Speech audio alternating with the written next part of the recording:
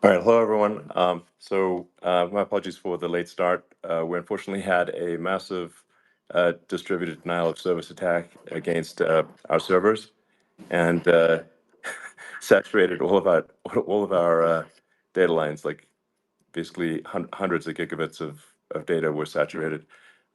We think we've overcome most of that, and it's now time to proceed. But as this massive attack illustrates, there's a lot of opposition to people just hearing what President Trump has to say, and I'm honored to have this conversation. I want to emphasize it's a conversation, um, and it's really intended to just get a feel for what Donald Trump is just like in a conversation. It's hard to catch a vibe about someone if you just don't hear them talk in a normal way. And when there's an adversarial interview, like no one's themselves in an adversarial interview. Um, and this is really aimed at kind of open-minded, independent voters who just try to make up their mind. Uh, and so you can understand like what is what is it just like to have a conversation. So um, honored to Donald, great uh, to speak. We had a great conversation yesterday. As you mentioned yesterday, if we could just record that conversation and post it, it would have been excellent. And I hope we can have something like that today.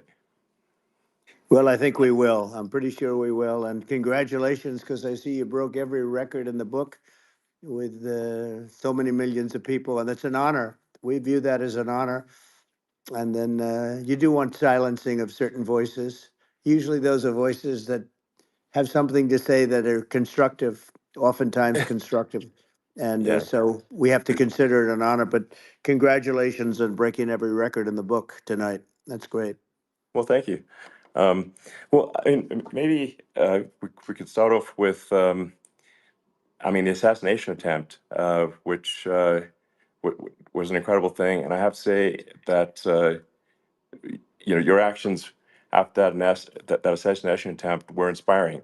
Um, you, instead of shying away from things, instead of ducking down, um, you were pumping your fist in the air and saying, fight, fight, fight. And I think that's, I mean, the president of the United States represents America, and I think that is America. That is strength under fire, and so that's a big part of the reason why I was excited to endorse you as the president of the United States for having another term here.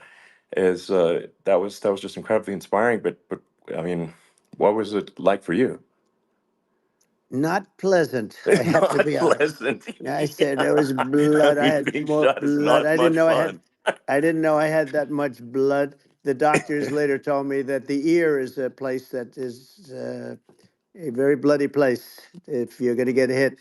But in this case, it was probably the best alternative you could even think about because it went at the right angle, and it was a hard hit. It was very, uh, I guess you would say surreal, but it wasn't surreal. I was telling somebody you have instances like this, or like a lot less than this, where you feel it's a surreal situation, and I never felt that way. I knew immediately that it was a bullet. I knew immediately that it was at the ear, Yeah. and because it hit very hard, but hit the ear. And I also heard people shout, "Bullets, bullets!" Get down, because I moved down pretty nicely, pretty quickly, and we had bullets flying right over my head after I went down. So I'm glad I went down. The bigger miracle was that I was looking in the exact direction of the shooter, and so it hit me at an angle that was far less destructive than any other angle. So that was the miracle. That was Yeah. for those Split people that second. don't believe in God. I think yeah, we got to all start thinking about that. You have to, I'm a believer now. I'm more of a believer, I think, and a lot of people have said that to me. A lot of great people have said that to me, actually. But it was amazing that I happened to be turned just at that perfect Yeah. angle, and all because I put down a chart on immigration that showed that the numbers were so great. I love that chart I even mean, more maybe it's now a that I sign. remember. Maybe Yeah, that's a sign, you know.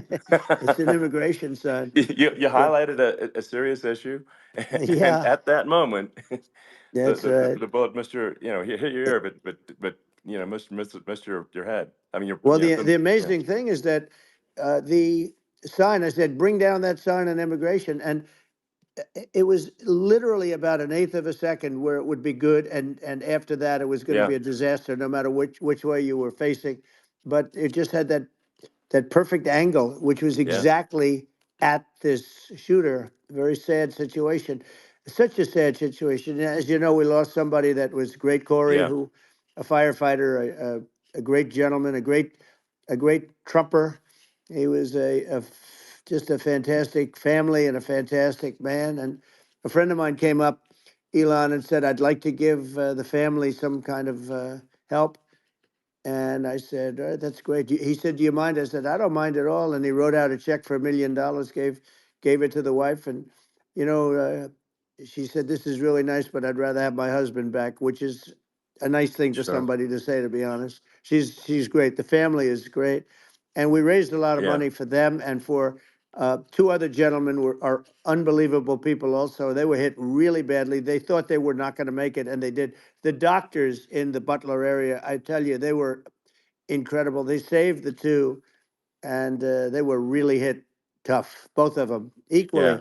And we thought yeah, my first question was because I heard bullets flying over me. And I said, "How many people were killed?" Because we had a massive crowd there, a tremendous yeah, thousands and thousands of people, and there was no land. I mean, it was all people. So I said, "How many people have been killed?" Because I knew there were other shots being fired, sure, and they said, "We don't know yet, but some people have been badly hurt."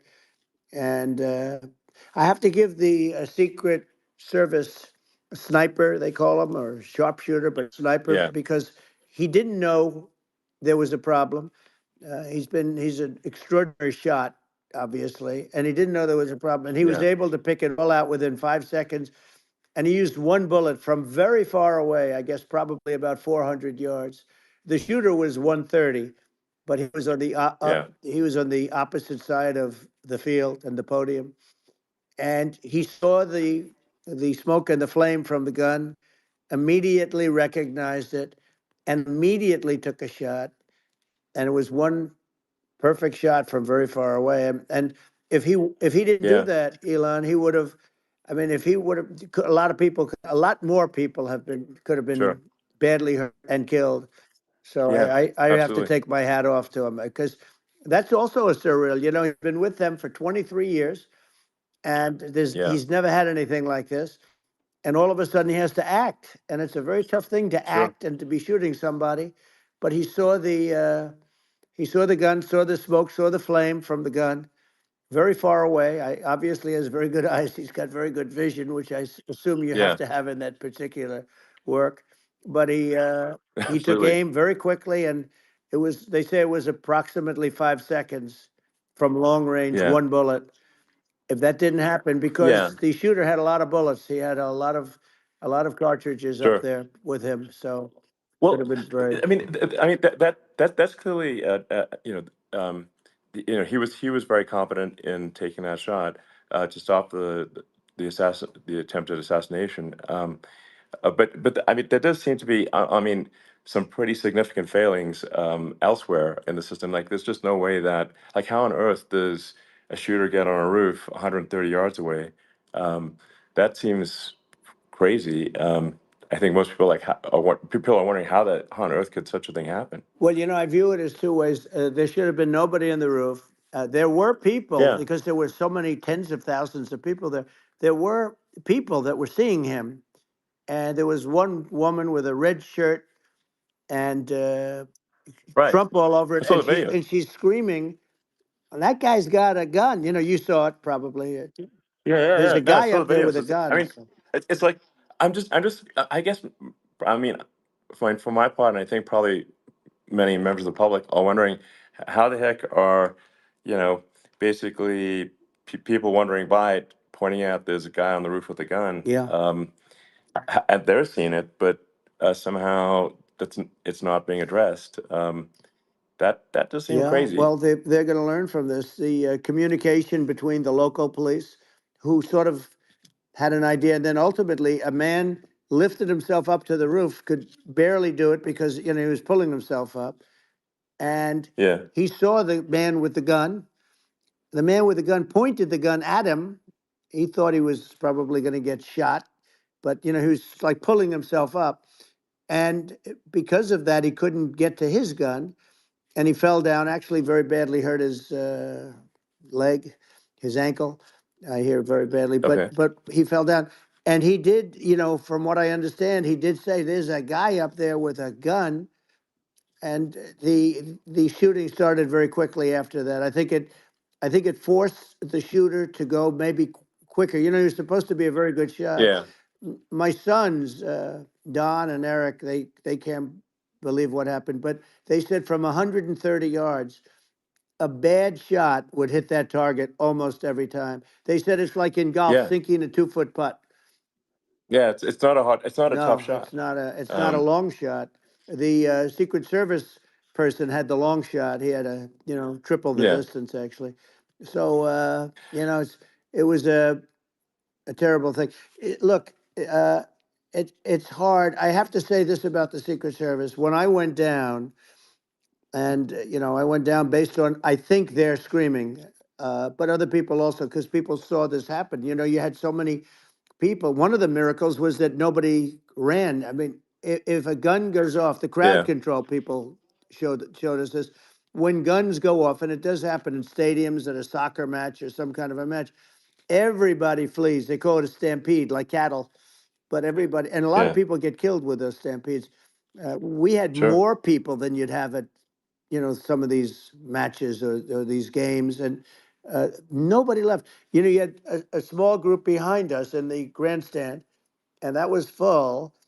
And you look at it as it was taking place, and normally they'd be running. They didn't leave. They saw that I was hurt. They saw a lot of blood, and they saw that I went down, and it's almost like they wanted to be with me. Well, out front, you had thousands, tens of thousands of people. As far as the eye could see, you had people in Butler, as far as the eye could see, and uh, Yeah, and a lot of press too. There were many cameras on watching this.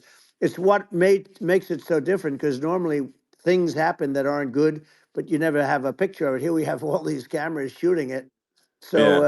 sort of amazing. But one of the interesting things was that you didn't have anybody flee, you didn't have anybody stampede, Sure. nobody.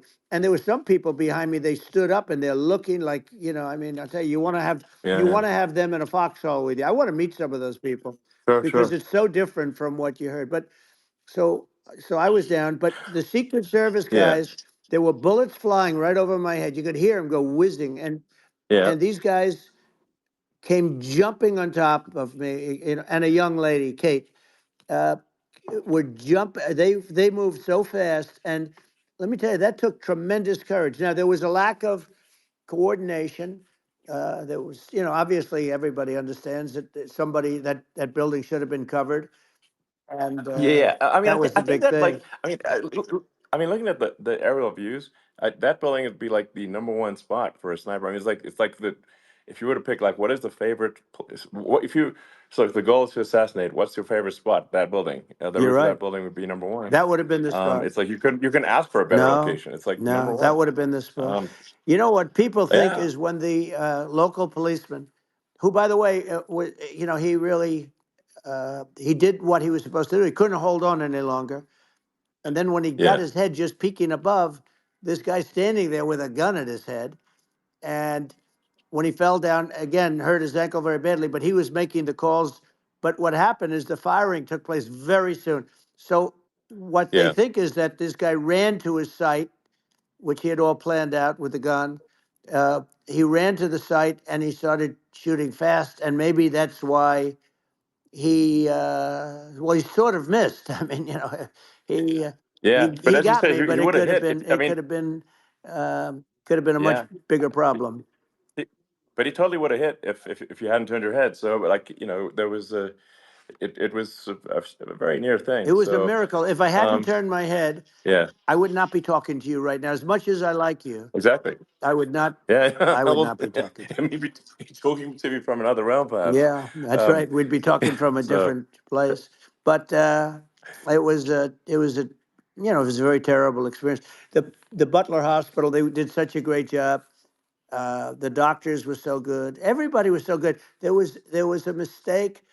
If somebody knew, because people were hearing that, there was just a bad feeling that there was somebody was around. You know that story now. It's been pretty yeah, well. yeah, And yeah, if somebody could have said, because they've oftentimes said, like there'd be a lightning storm or something. Because I've done, I think over 300. I think I did a lot more than that, but we did a lot. And oftentimes they'll say, "Sir, could you wait 10 minutes, please? Sir, could you wait 20 minutes? There's a storm overhead or lightning or something," right? And yeah, that happens yeah, often. And this would have been a perfect time for that to have happened, but it yeah. didn't get coordinated. That was the problem.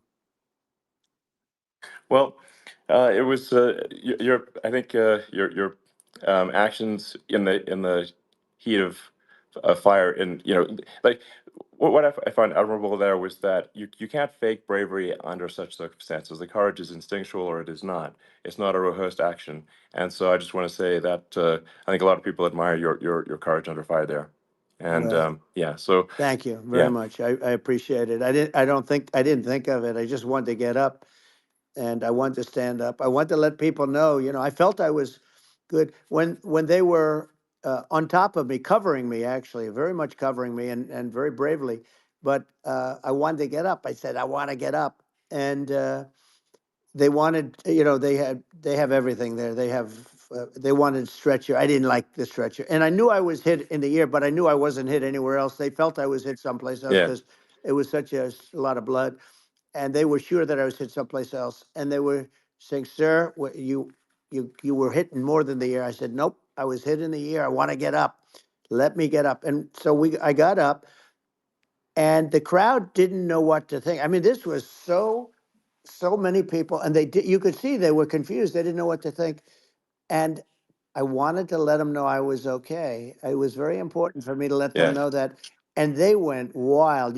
You've seen the after. They didn't go wild when I yeah, got up because they didn't know, was I alive. You really couldn't tell when I stood up before the hand, before the fist in the air. Uh, they didn't know if I was alive. Nobody did. And when I put the fist up, they were just relieved and happy and thrilled, and the place went crazy. It was pretty amazing. yeah. It was a Well, terrible thing, but it it was was pretty amazing. incredibly moving. Yeah. Um, well, and I mean, speaking of the sort of slide that got you to turn that saved your life, really, was the illegal immigration Right, slide. Maybe this, that's right. maybe this is worth talking about that, It since was. It was. that slide You're saved your right. life, No, basically. the illegal immigration saved my life. You're right, but and I I had to know be at that's that exact angle. I mean, that's a great one. Saved by illegal You know immigration. the incredible 100%. thing though, when you talk about the odds, you had to be exactly at that angle. But the incredible Yeah, thing is that the chart I used it less than 20% of the time. It was just a moment. yeah, It's always on my left, never my right, and it's always at the end of the speech. So here yeah, we have it. It's on the right, not the left. It's at the beginning, not the end. And even the people that put it up, they were unprepared, and they did a great job. They got it up immediately, fortunately. But I looked to the right, and the bullet came whizzing by, hitting my ear. So it was amazing. But when you think of the odds of that, and yeah, yeah, normally you wouldn't use it. Normally I wouldn't have the thing, and then it would yeah, have been a very different story. It's very much, I say, an act of God. It's a miracle that it happened, and I'm sure. honored by it. I'm honored by it. Well, what were you about to say about illegal immigration before you were rudely interrupted with a Well, I was bullet? going to say how good the numbers were. By the way, we're going back to Butler, and we're going to go Great. back in October. We're all set up, and the people are fantastic in Butler. It's a great area. Great, these are incredible people. like the three that, in the case of Corey killed, and the other two, the families are. I got to know them a little bit, and the families are great. But we're going back to Butler, and I think I'll probably start by saying, as I was saying, As, yeah, as you prior were to saying, being exactly. so So, horribly interrupted, yeah, but yeah. So rudely interrupted by an yeah, assassination so it was. attempt. But no, but the chart, Some people have no manners. Elon, the chart was just a chart that in my last week we had the best illegal immigration numbers, meaning stopping. It was at the lowest. You've seen the chart. It's become quite a famous Yeah, chart, yeah, but that was the lowest yeah. point ever recorded. It was a really, I mean, I was very proud of those numbers. And then you see what happened with these people, Kamala and Joe. You see what happened. They just let it go. I had remain in Mexico policies. I had all these different policies that was so good. Uh, Guys like Tom Holman and Brandon Judd from Border Patrol. All these are all people that they've been on television. They says the best numbers we've ever had. We had so many different checks, catch and release in Mexico, not the United. We had catch and release in the United States. We had it in Mexico. We had so many things. We had things where if people, many people come in there, they have contagious diseases. We had everything passed. If you have a contagious disease, I'm sorry, but we cannot allow you into the country. So we were setting Yeah, literally records, and I all I was doing is showing that, and I use it sometimes, sure. and in this case, I'm glad I used it. I can tell you that, but they were fantastic numbers. But I'm going to sleep with that chart always.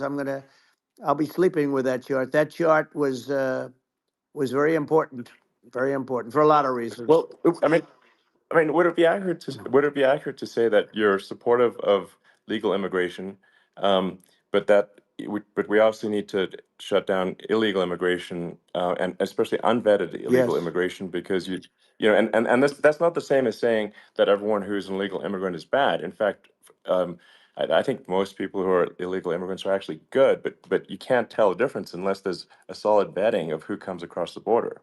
Does that accurately 100%. represent your position? I say it Okay. very simply. They have to come in legally. They have to be checked Yeah. because look, Kamala was the border czar. Now she's denying it. Everything that I do, she's Yeah. saying she was strong on the border. We're going to be strong. Well, she doesn't have to say it. She could close it up right now. They could do things right now. It's horrible. Uh, no tax on tips, and all of a sudden she's making a speech and there will be no tax on tips. I said that months ago. And by the way, they had just the opposite. They had not only tax on tips, but they hired 88,000 IRS agents, and many of them were assigned to go get waitresses and caddies and all of this on tips. They have a policy. They had a policy that they were really going to go after you and were really harassing people horribly. And then all of a sudden, for politics, she says, she comes out with what I said, which I think is terrible. And I think it's also hitting them very hard. These people are fake. Now they're also saying they did a good job on the border. We had the worst numbers in the history of the world, not of our country. There's never been a country in history that has had a catastrophe like this. We've had, I believe, and I think you believe this too, you hear 12 Yeah. million, 13. I believe it's over 20 million people came into our country, Yeah. many coming from jails, from prisons, from mental institutions, or a bigger version of that is Yeah. insane asylums, and many are terrorists. And I'll tell you what, they're coming not just from South America, they're coming from Africa, they're coming from all over the world. They're coming from Asia, they're Yeah. coming from the Middle East, they're coming from countries that are uh, stupidly and horribly bombing Israel October 7th. They're coming from all over the world. And you look at it's so sad October 7th because it should have never happened. Yeah. It's so sad when Sure. you look at Ukraine. It should have never happened.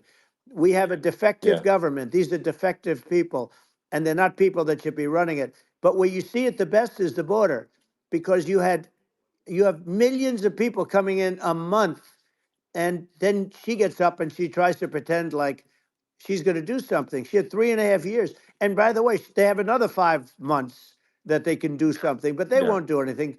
It's all talk. She's No. incompetent and he's incompetent. And frankly, I think that she's more incompetent than he is. And that's saying something because he's not too good. Yeah. No, I think it is. essential to have a secure border.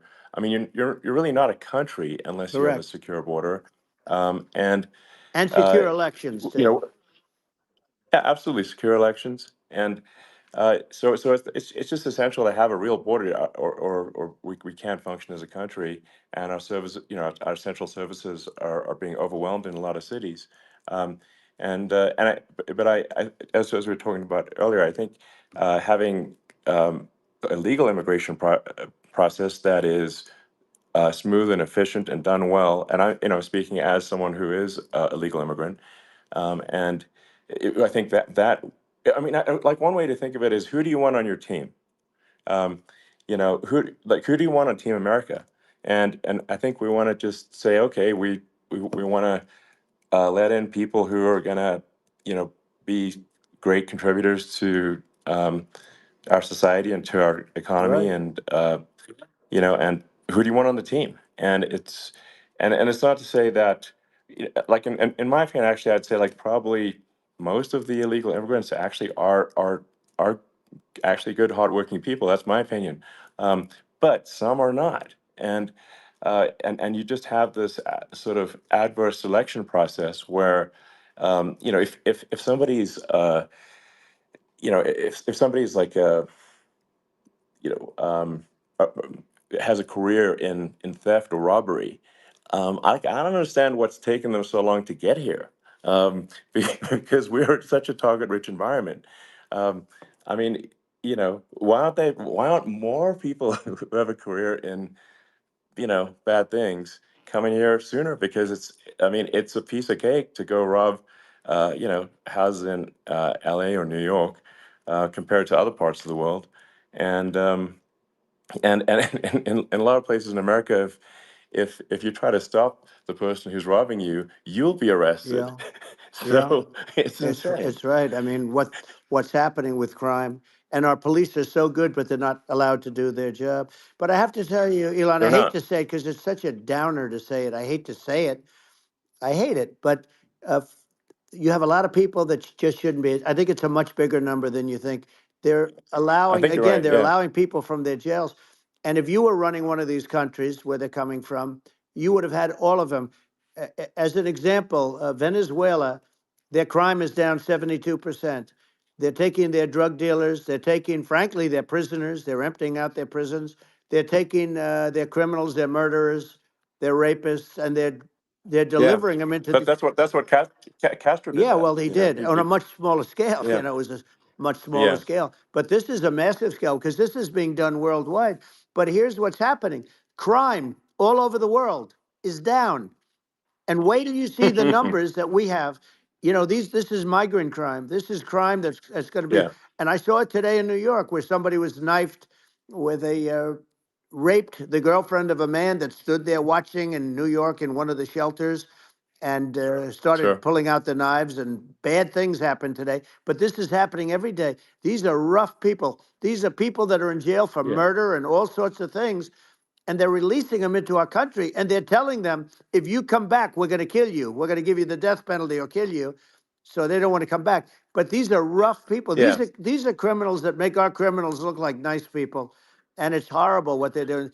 And she's in charge of it because now she's trying to say she Sure. had nothing to do with it, and she's such a liar because she was called the border czar the first day, and it was on the headlines of every newspaper. She's the border czar, and she never even went there. She went to one location which had nothing to do with where the problem is.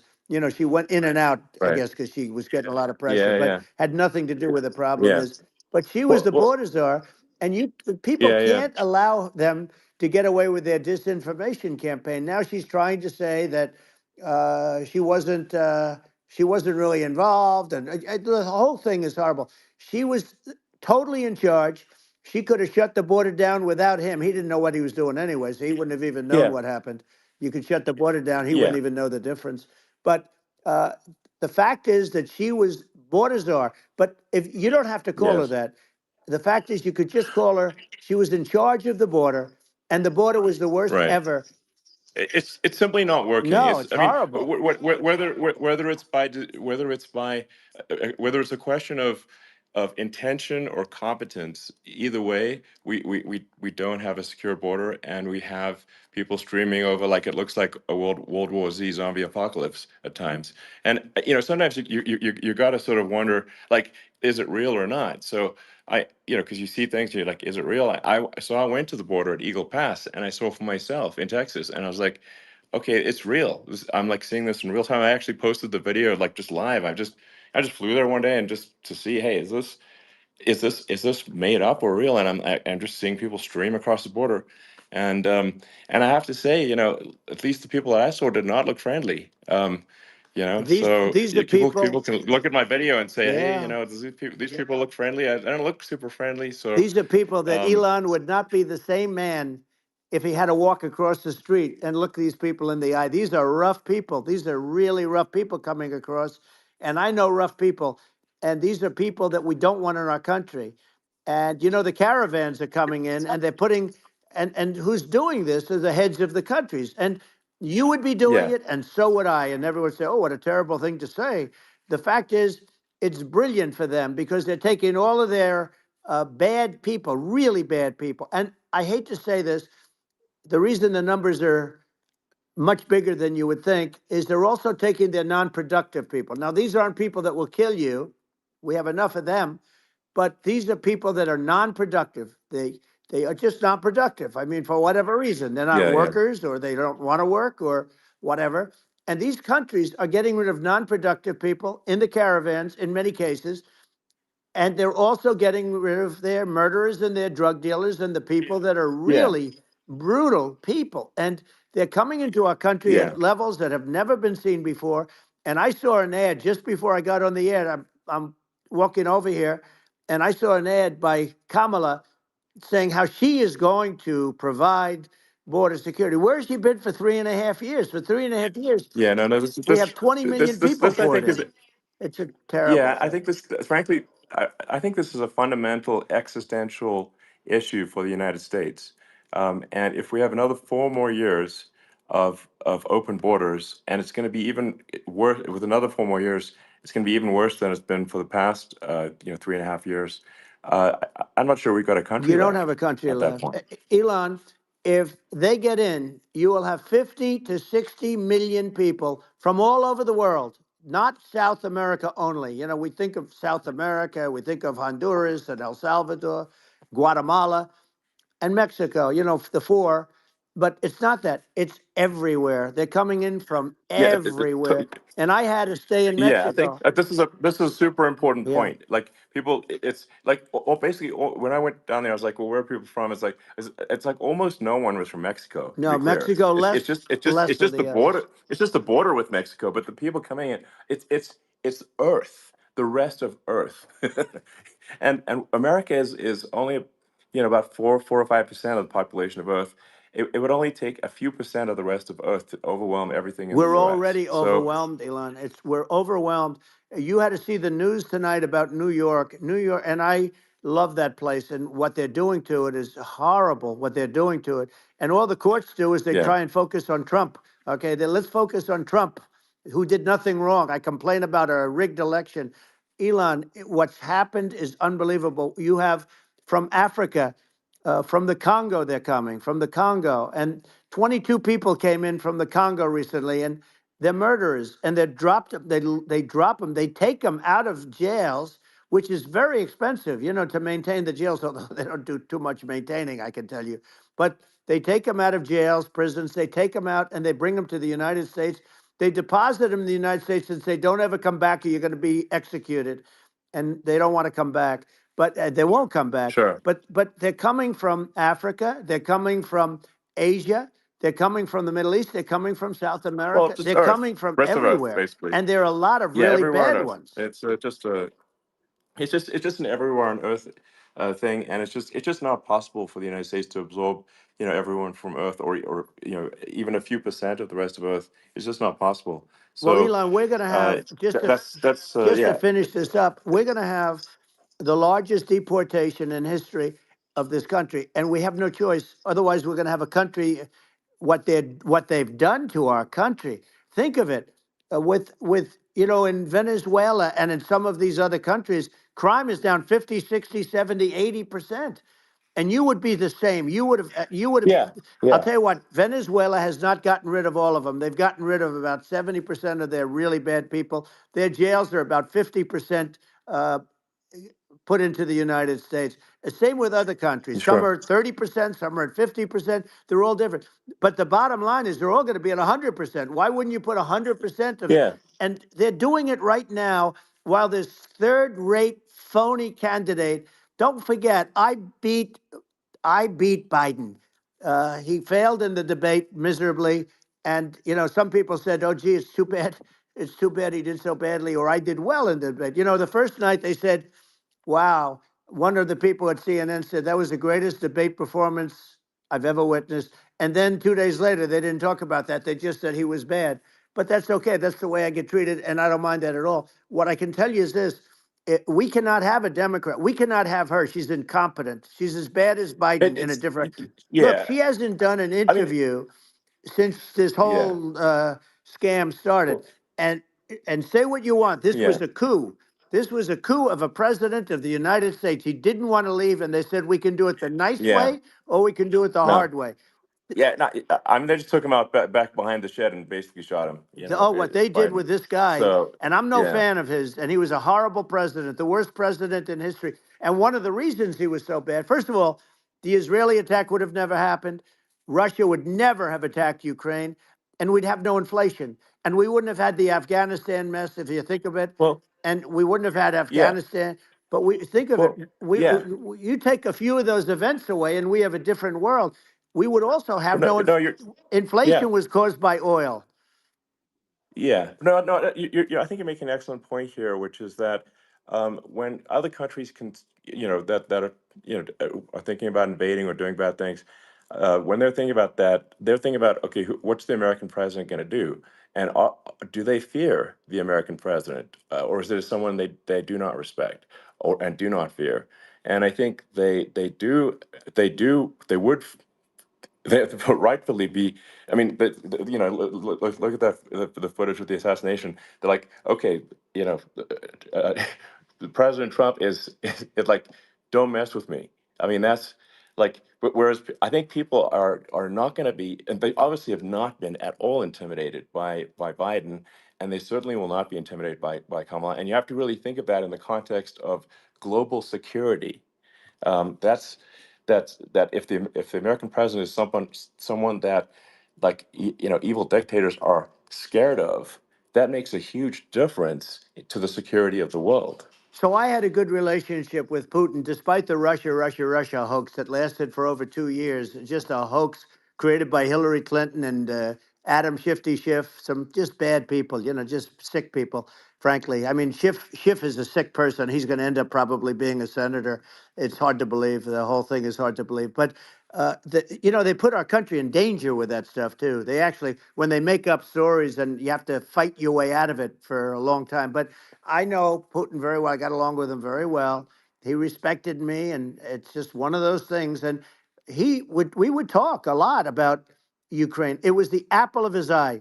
But I said, don't ever do it. Don't ever do it. I shut down Nord Stream 2. That was the big oil pipeline, the biggest, I think, the biggest pipeline in the world going all over Europe. I shut it down.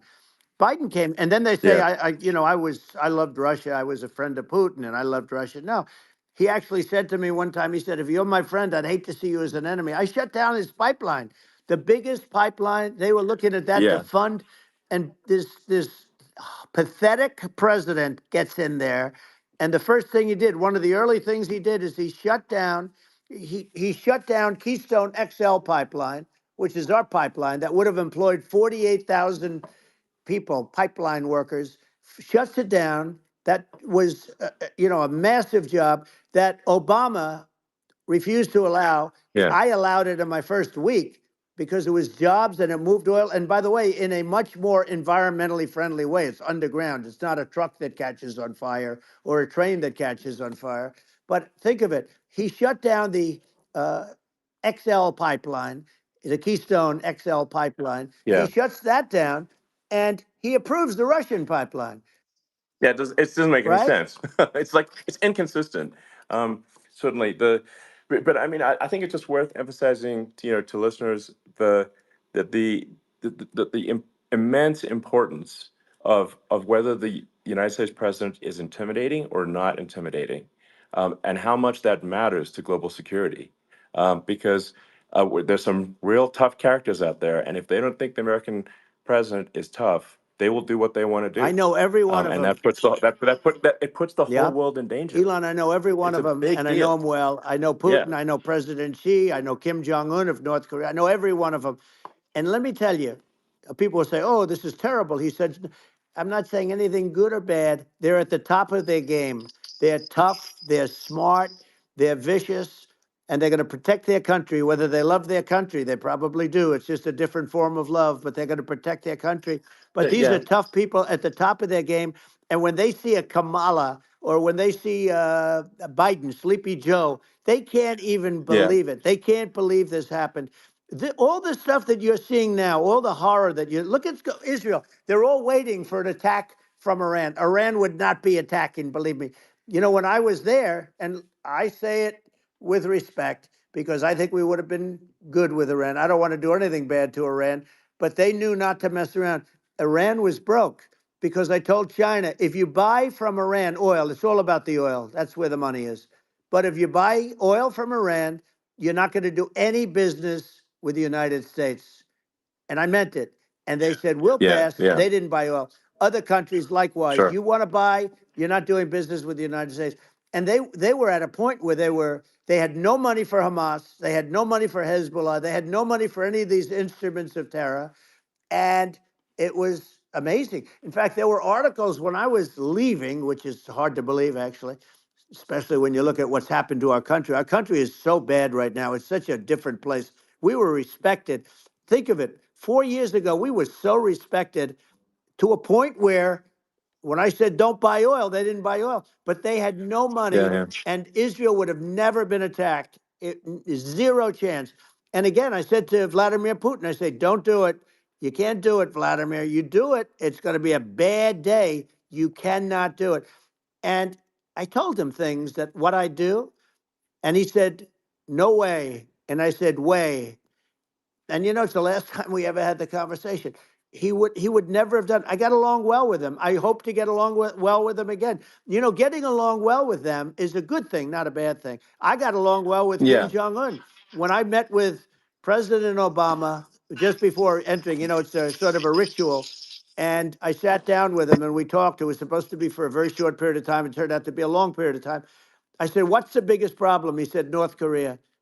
I had that problem worked out very quickly. It was nasty at the beginning with Rocket Man and you know all the different things, yeah. but all of a sudden I Those got a some those call. those some Oh, those were some epic tweets, by the way. yeah, they Those were were no, like they were epic. absolutely. Everything he said that he has a I- red button on his desk. I said, I have a red button on my desk too, but my red button is much bigger, and my red button works.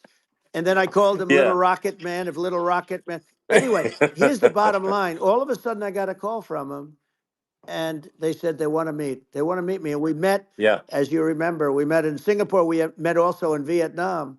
And I got along with them great. We were yeah. in no danger. But Yeah. President Obama, It's President because they Obama thought they we were going to respond. end up in Yeah, a nuclear war with him. And let me tell you, he's yeah. got a It's not lot of true. nuclear Yeah, stuff too. He's exactly. got plenty of nuclear. It's He can do plenty of damage. it's So, yes. I mean, it's because I mean, people like Kim Jong Un. They respond to yeah. strength, not weakness. Well, And if you he and I project had a good strength, they relationship. you're good. Remember, I Yeah, remember I met him and we walked onto his land. Nobody ever walked onto his land before.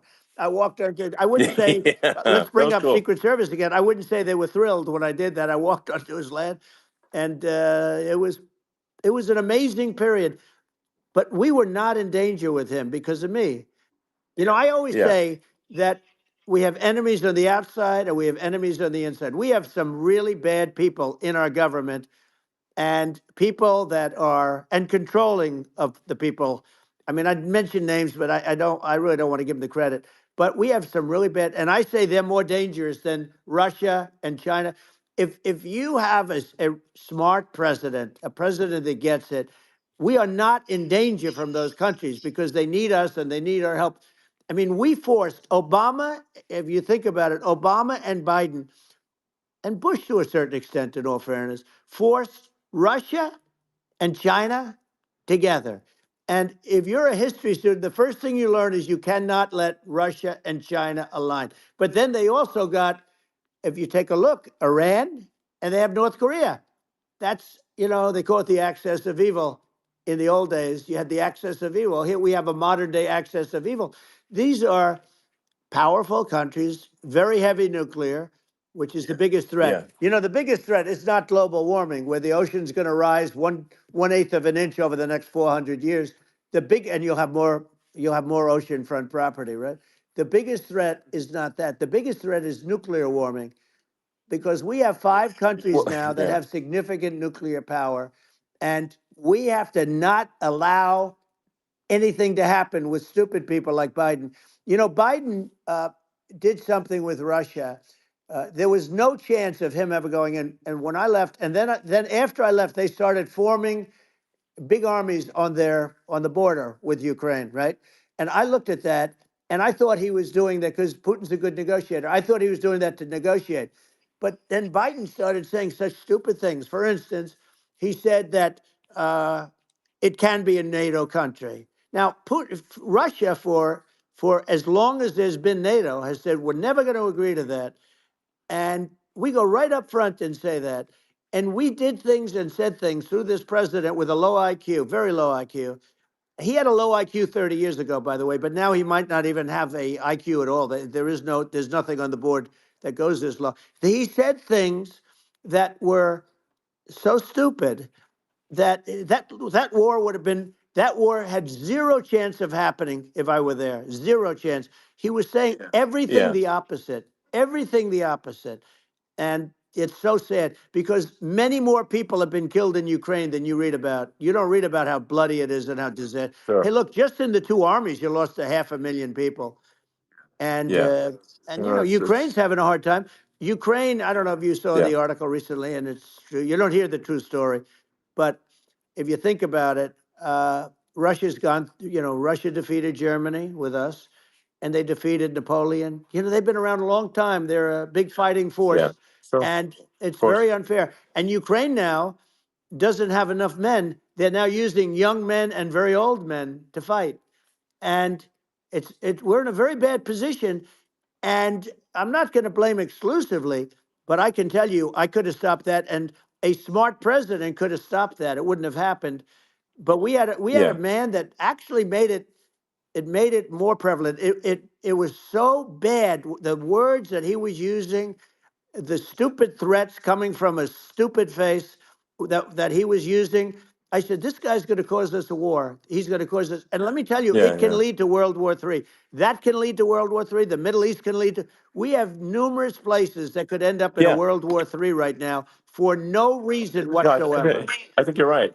I think people underrate the risk of World War III, and it's just when you're looking at the risk of global thermonuclear warfare, it's game over for humanity, and that's it's something that people have, I think, after the end of the Cold War, people have become complacent about, but they actually have forgotten that there are currently a lot of nuclear missiles that have targeting parameters for the United States from other 100%. countries. And one of the things And we're going to do is it's we're going to yeah, build an iron dome over us. Israel has it. We're going to have the best iron dome in the world. We need it, and we're going to make it all in the United States. But we're going to have protection, because it just takes one maniac to start something. We're going to have protection, and we're going to have. Why shouldn't we have an iron dome? Israel has one. Some other places yeah, have one that nobody even knows about, frankly. But Israel has it. We're going to have an iron dome. But with all of that being said, to me that's so important, the most important. But with all of that being said, the election's coming up, and the people want to hear about the economy and the fact that they absolutely, can't sure. buy groceries because they don't have enough money to buy groceries. The inflation has killed them. Food prices are up 50, 60, even 100% in some cases. And this stupid administration allowed this to happen. And it's a shame. And that's the thing that people most care about, in my opinion. They care about the border a lot. And we discuss the border at great length. It's nice to have a Yeah, yeah. forum like this where I can discuss something at length. And by the way, you think Biden could do this interview? Do you think that Kamala could do this interview? They would take a pass on No, they you. could not. So they don't need Elon. They don't need Elon screaming out questions. It's pretty sad when you think that somebody that does this for a living can't answer a question or is afraid to do an interview. And in her case, with a very friendly interview, she's got all friendly interviewers. It's pretty sad. Yes, But the absolutely. big thing now is the Well, economy, Elon. yeah, And as much as yeah, I mean, I view nuclear as the single most important thing, but a lot of people don't. A lot of people don't understand that. But it doesn't have to. If I understand it, that's all you need. Because if I was president, you're not going to have that kind of a problem. But the thing that they really is making them angry is what Kamala and Biden have allowed to happen to the economy. It's a disaster with inflation. The inflation, it yeah, doesn't matter what you make. The inflation is eating you alive. If you're a worker or if you're just a middle income person, you can't afford. 4 years ago, 5 years ago, people were saving a lot of money. Today, they're using yeah. all their money and borrowing money just to live. It's a horrible thing Right. that's happening, and we'll end that Well, I think quickly. a lot of yeah, a lot of people just don't understand where inflation comes from. Inflation comes from government overspending because the checks never bounce when it's written by the government. So if the government spends far more than it brings in, that increases the money supply, and if the money supply increases faster than the rate of goods and services, That's right. that's inflation.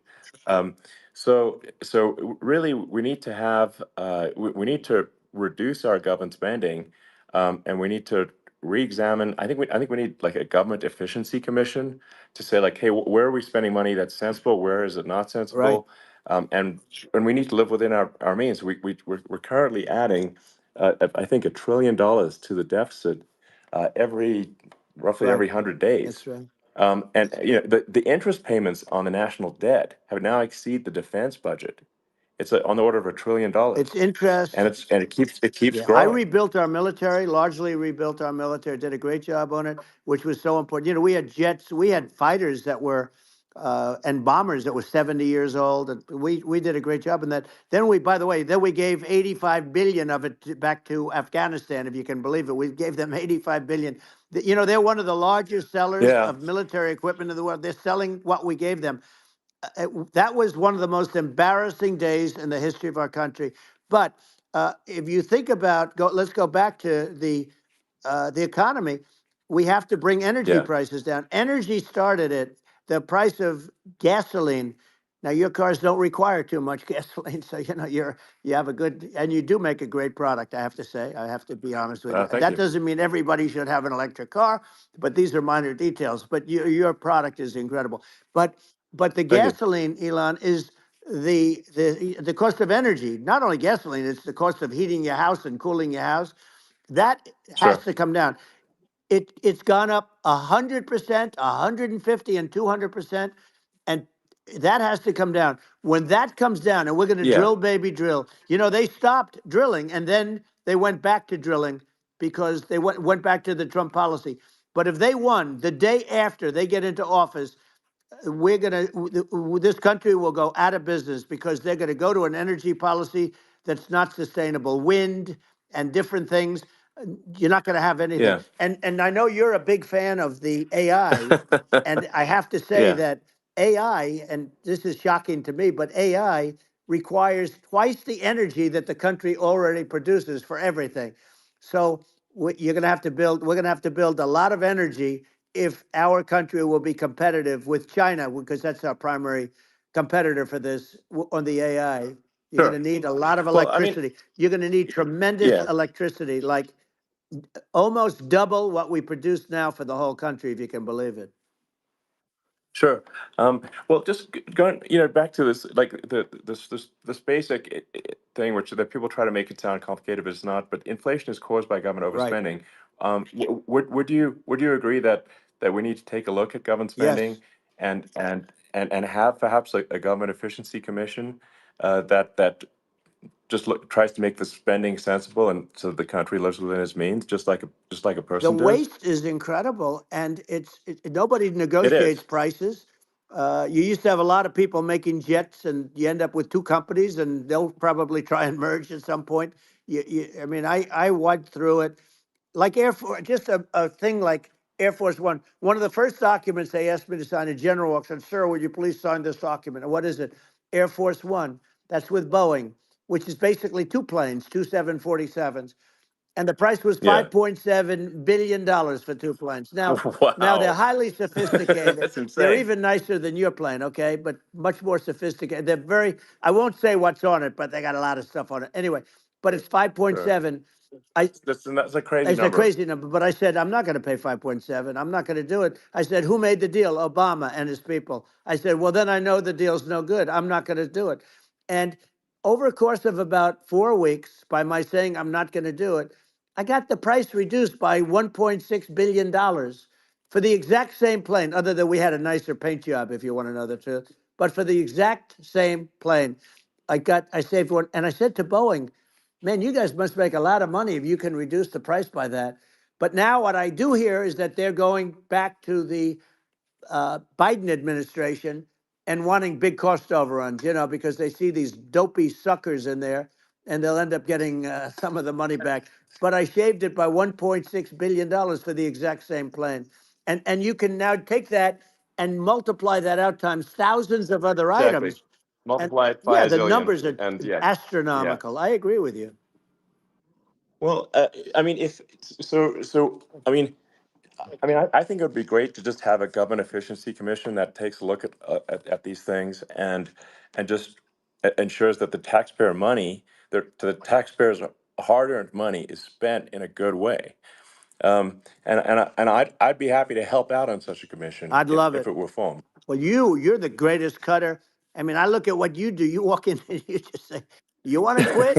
They go on Yeah. strike. I won't mention the name of the company, but they go on strike, and you say, "That's okay. You're all gone. You're all gone." So every one of you is gone, and you are the greatest. You would be very good. Oh, you would love it. But if you look at Argentina. Well, I'd be happy to Yeah, by help the way, out. congratulations. I Yeah. just looked at the number of people that are listening to you and I chat. We'll call it a chat. But Yeah. congratulations. This is very good. I mean, it's great. And you're an interesting character. The new head of a place called Argentina, and he's a big, Malay's awesome. he's great. And Yeah. he's a big MAGA fan, that he ran on MAGA. And he took it to an extreme too. He ran on MAGA, and I hear he's doing really a terrific job.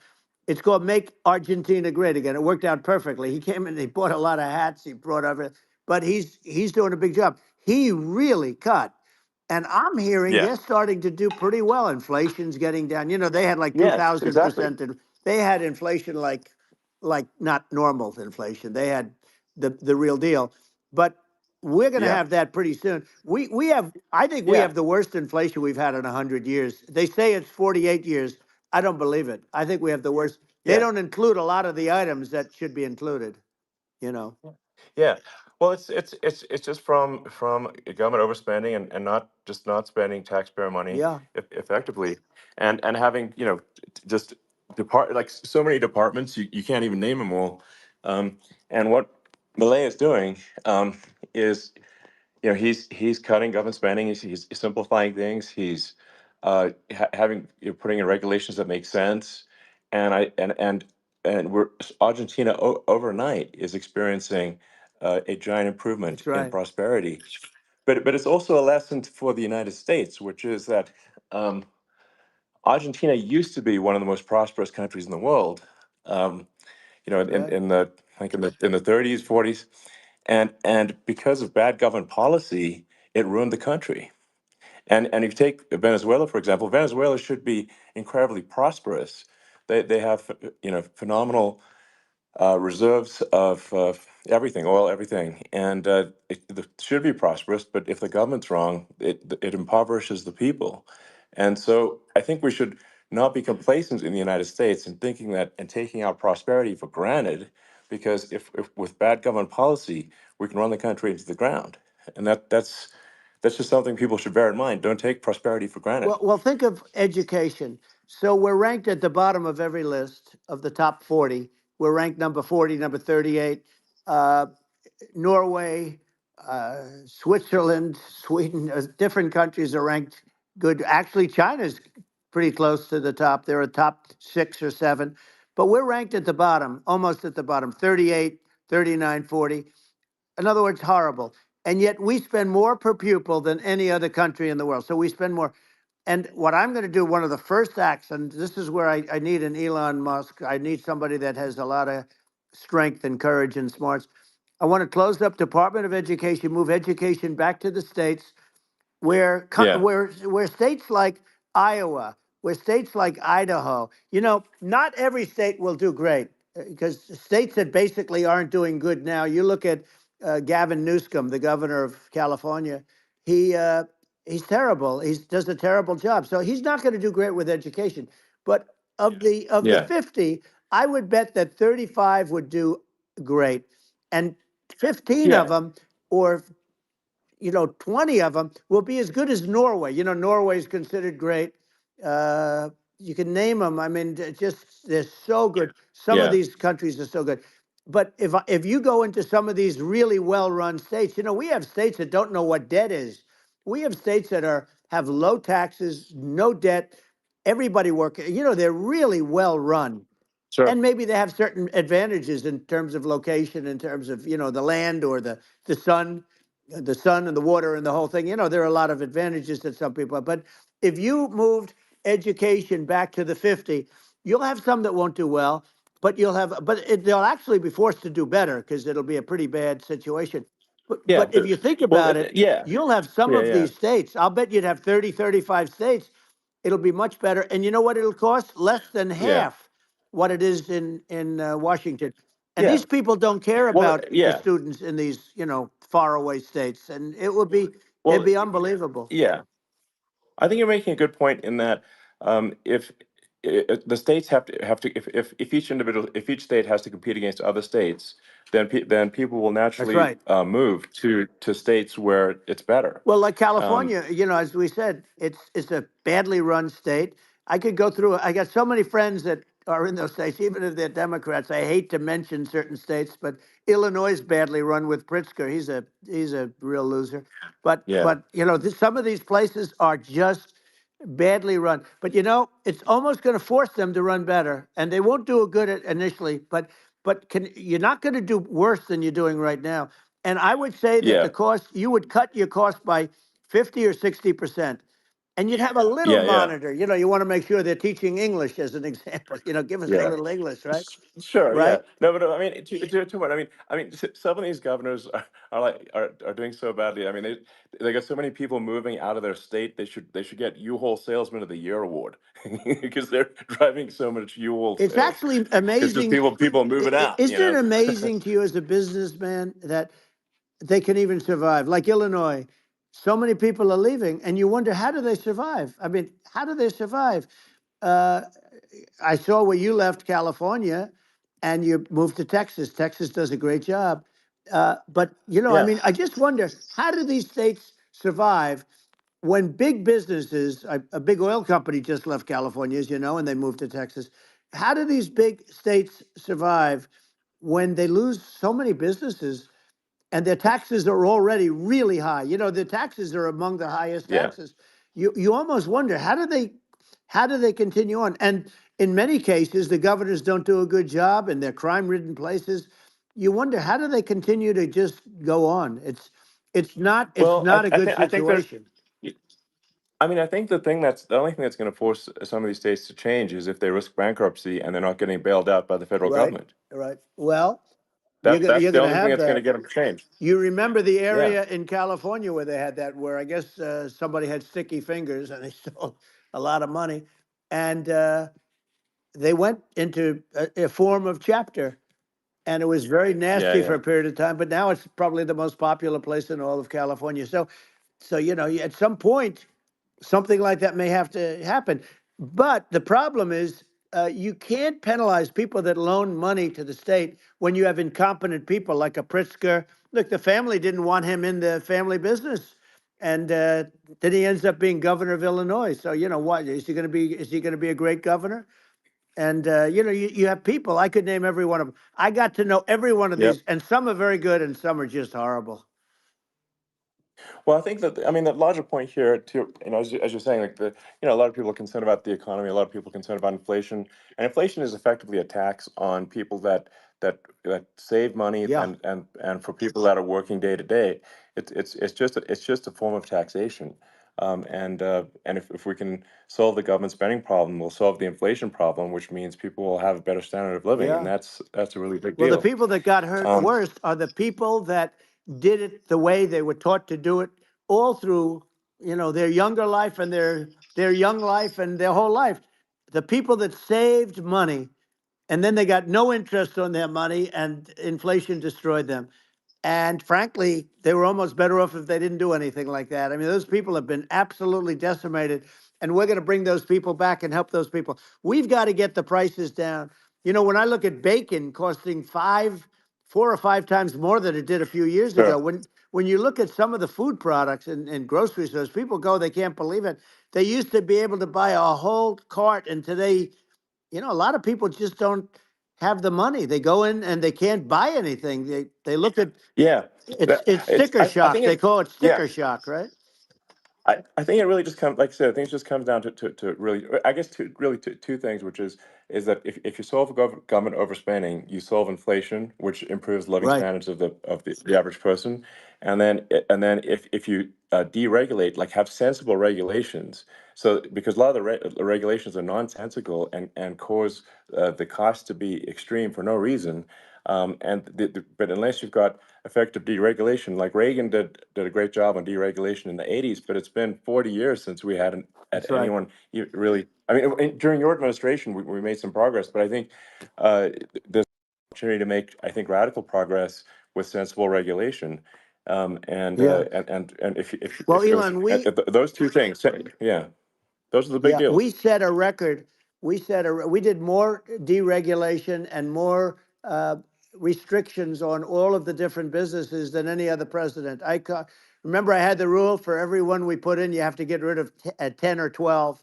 And we did Yes. radical cuts on all of that, and a lot of that's being put back by this administration. And we did radical cuts on things that weren't necessary. But we were all set. We had the best economy ever, maybe in the world. And then what happened is COVID came in, and we had to focus on that, and nobody knew what it was. And I always say I got good marks on economy, good marks on military. We knocked out ISIS. We did so many different things. We rebuilt. But, I never got the credit that we really deserved on what we did with COVID. We never got the credit. But if had that not happened, a gift from China, from Wuhan, came in from Wuhan, the Wuhan labs, and I always said it, and it turned out to be right. But Yeah. had that not happened, we were set to start reducing debt. We were going to reduce taxes further. I gave the largest tax cuts, and we were going to reduce taxes still further for middle income people, not only businesses. But we did it for Sure. businesses because they're the ones that's why we had the great job numbers. But we were set to really start reducing debt. And, we're sitting on the biggest pile of liquid gold anywhere in the world, bigger than Saudi Arabia, bigger than Russia. And we were going to drill, and we were going to make so much money. We were going to supply Europe with oil. I had stopped the Russian pipeline, and we were going to supply them with oil and gas. We were going to make a fortune. And then the COVID came in, and we really had to divert. Then what happened is when they came in, we kept a lot of businesses alive. If I didn't do what we did, we would have had a 1929 type depression. But the problem is when Biden came in, he got trillions of dollars and just started spending it stupidly. You didn't need it anymore. We got over that bad period where everybody was dying and feeling, it was just not a good period. Interestingly, during his administration, many more people died during his administration of COVID than during my administration, and we really got the brunt of it. But people don't realize more people died during his administration than ours. But it diverted us from doing what I wanted to do. But we had the greatest for almost 3 years. We had the Yeah. great, and you know that probably better than anybody. So many of your friends said to me, the best years we've ever had in business were during the Trump years, and also said that African American, Hispanic American were so incredible. They were having the best Asian American women, men, young people without a diploma, young people that graduated from the best colleges, from MIT, from the Wharton School, from all of the great colleges, Harvard. They were doing better, and people without a diploma were doing better. and everybody was happy. And then COVID came, and we Sure. had the problem is they spent trillions and trillions of dollars. They wasted. They shouldn't have taken any money, and we wouldn't be having inflation right now, which is killing our country. Yeah, yeah. Yeah, absolutely. And I mean, I should probably say something about like, maybe my views on, climate change Yeah, and oil and gas, because I think I'm probably different from what most people would assume. Because my views are actually pretty, I think, moderate in this regard, which is that I don't think we should vilify the oil and gas industry and the people that have worked very hard in those industries to provide the necessary energy to support the economy. And if we were to stop using oil and gas right now, we would all be starving, and the economy would collapse. So I don't think it's right to sort of vilify the oil and gas industry, and the world has a certain demand for oil and gas, and it's probably better if the United States provides that than some other sure. countries, and it would help with prosperity in the U.S. And at the same time, obviously, my view is like we do over time want to move to a sustainable energy economy, because eventually you do run out of. I mean, you run out of oil and gas. It's not there for. It's not infinite. Um, and there is some risk. I think the risk is not as high as a lot of people say it is with respect to global warming. But I think if you just keep increasing the parts per million in the atmosphere long enough, eventually it actually simply gets uncomfortable to breathe. People don't realize this. If you go past 1,000 parts per million of CO2, you start getting headaches and nausea. And so we're now in the sort of 400 range. We're adding, I think, about roughly 2 parts per million per year. So I mean, it still gives us. So what it means is like we still have quite a bit of time, but so there's not like we don't need to rush, and we don't need to like stop farmers from farming, or you know uh, prevent people from having steaks or Right, basic stuff like right. that. Like you can leave the farmers alone, I agree. in How my opinion. crazy is that where I mean, you have farmers that are not allowed to farm anymore and have to get rid of their cattle, and the whole world is yeah, a that's little silly. crazy, but it's largely taken its lead from us. I just say though, I've heard in terms of the fossil fuel, because even to create your electric car and create the electricity needed for the electric car. Fossil fuel is what really creates that at the generating plants. And, so you sort of can't get away from it at this moment. I mean, someday you might be able to, but I do hear we have anywhere from 100 to 500 years left. Much of it hasn't even been found yet. Yeah, But there are tremendous, like Anwar. I got Anwar in Alaska approved. Ronald Reagan couldn't do it. Nobody could do it. Everybody tried. Nobody could do it. I got it approved. The first thing that Biden did was unimprove to get rid of it. He ended yeah, it. His uh, his secretary went in and she ended it. And what a disgrace. That's Anwar. That's bigger, or they think it could be bigger than Saudi Arabia in Alaska. Could be bigger than Saudi Arabia. But they went in and they terminated it. And I'll get it going very quickly, because not only is it big for Alaska, I mean, you talk about economic development, that for the United States, I mean, that is, they say bigger than Saudi Arabia or the same size, and pure, yeah. really good stuff. And, they end it. So I think we have, perhaps hundreds of years left. Nobody really knows. But during I that yeah. during that I mean, time, my something will estimate. come around that will be Yeah, very good. yeah. Yeah. Well, I mean, my estimate would be, a little more aggressive than that, but it's not the sort of like we're all going to die in 5 years stuff. That's obviously BS. Um, but I mean, my view is like if you just look at sort of the parts per million that increments every year, you get sort of 2 or 3 parts per million every year of CO2.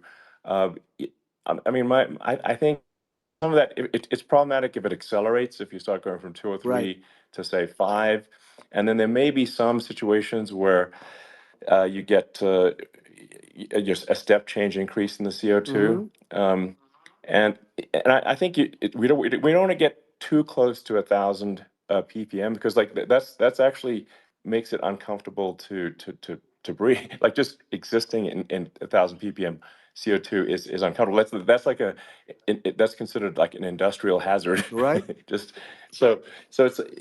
that's actually, you start getting headaches and stuff. So it's even without global warming, it's not comfortable to look at. So you don't want to get too close to that. But I mean, I think we've got. I think we want to just move over and if I don't know, 50 to 100 years from now, we're I don't know, mostly sustainable. I think that'll probably be okay. Um, so it's not like the house is on fire immediately, but I think it is something we need to move towards. And on on balance, it's probably better to move there faster than slower. But like I said, without vilifying the oil and gas industry, and without causing hardship in the short term. I think this can be done without, but people can still have, a stake, and they can still drive gasoline Sure. cars, and it's okay. It's like it's not. I don't think we should vilify people for it, but I think we should just generally lean in the direction of sustainability. And I actually think solar is going to be a majority of Earth's energy generation in the future, and it's certainly trending that way. Mm-hmm. And so you get the solar power, combine that with batteries, so because obviously the sun doesn't shine at night, and then you use that to charge the electric cars, and you have a long-term sustainable solution. And that's what Tesla's trying to move things towards, and I think we've made a lot of progress in that regard. But when you look at our cars, we don't believe that environmentalism, that caring about the environment should mean that you have to suffer. So we make sure that our cars are beautiful, that they drive well, that they're fast, they're sexy. I mean, they're cool. In fact, literally, I mean, this sexy joke, Model S, Model 3, Model X, and Y spells out sexy. It's probably the most expensive joke out there. Um, but I don't know, I like cheesy humor, So, um, but I'm a big fan of, like, let's have an inspiring future, and Yeah. let's work towards a better future, and we can do so without demonizing Right. people. I'm okay. It's very interesting. You use the word global warming, and today they use the word climate change because you have some places that go up, and so they were getting themselves in a little trouble with the word global warming because not every place is warming. Some places are going the opposite direction. But I'm sort of waiting for you to come up with solar panels on the roofs of your cars and on the trunks of the cars, and it just seems like something that at some point you will come up with. I'm sure you'll be the first, but it would seem that a solar panel on the roofs, on flat surfaces, on certain surfaces might be good, Yeah, at least in certain areas of the country where you have or the world sure.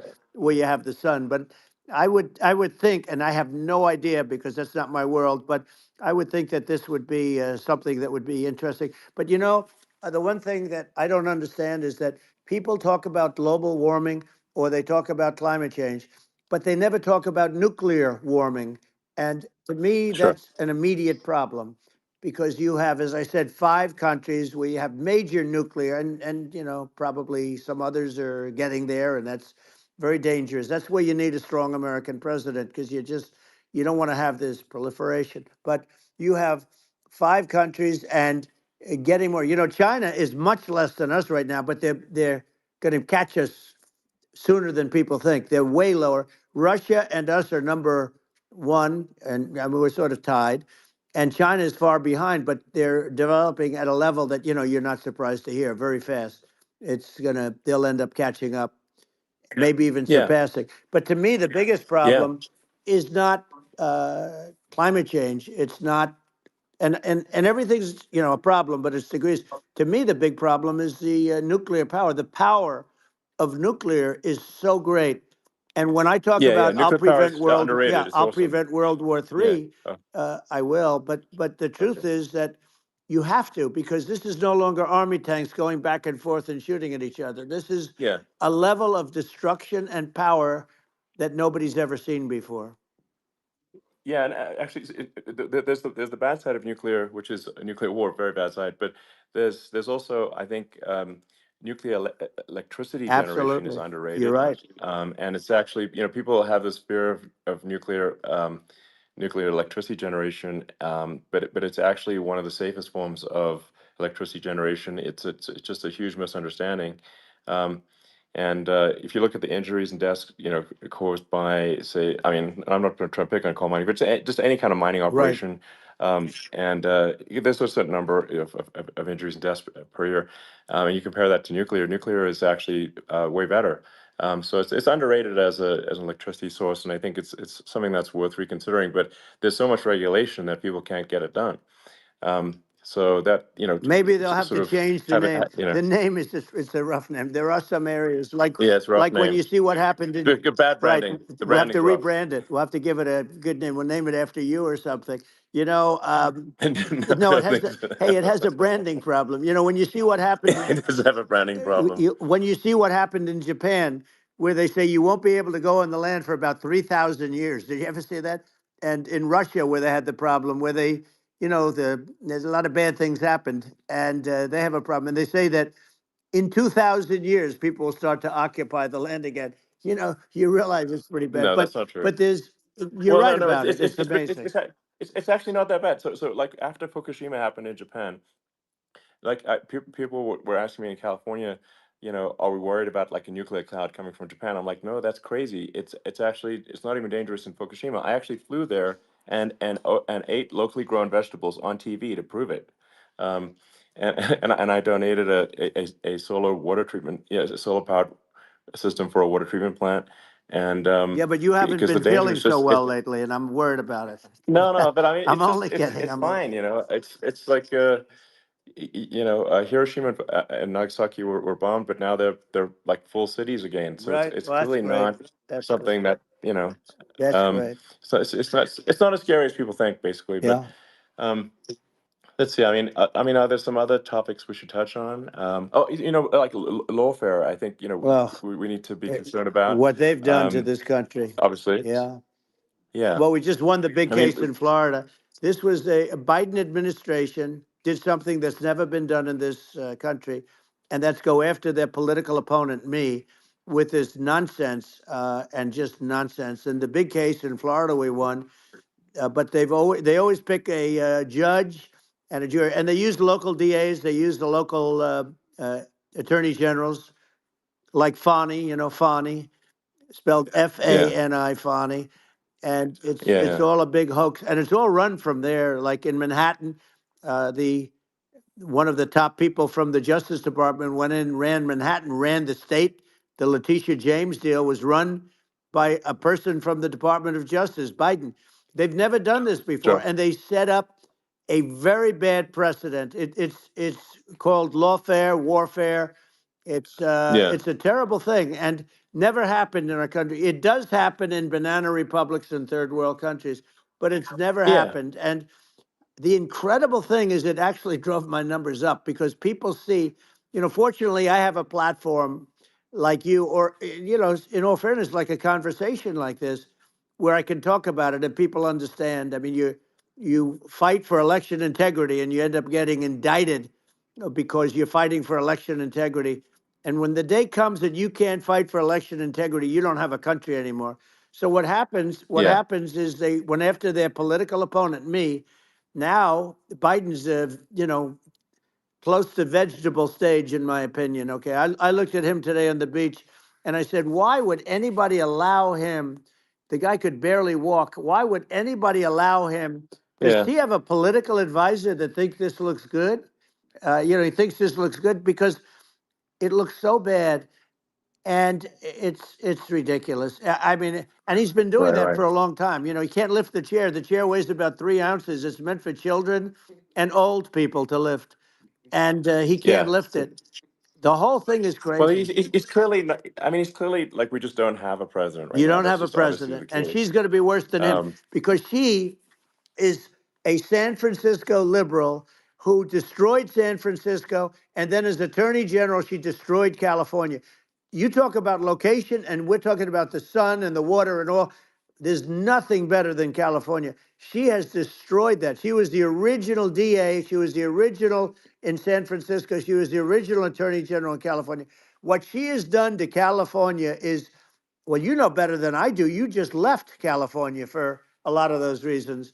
And what she's done with crime, with cashless bail, where you kill somebody. I mean, we have states now you kill somebody and they let you out right away. I mean, you don't have to even put up, and then they never find the people unless they kill again, and then they let them out again. our Yeah. country is becoming a very dangerous place.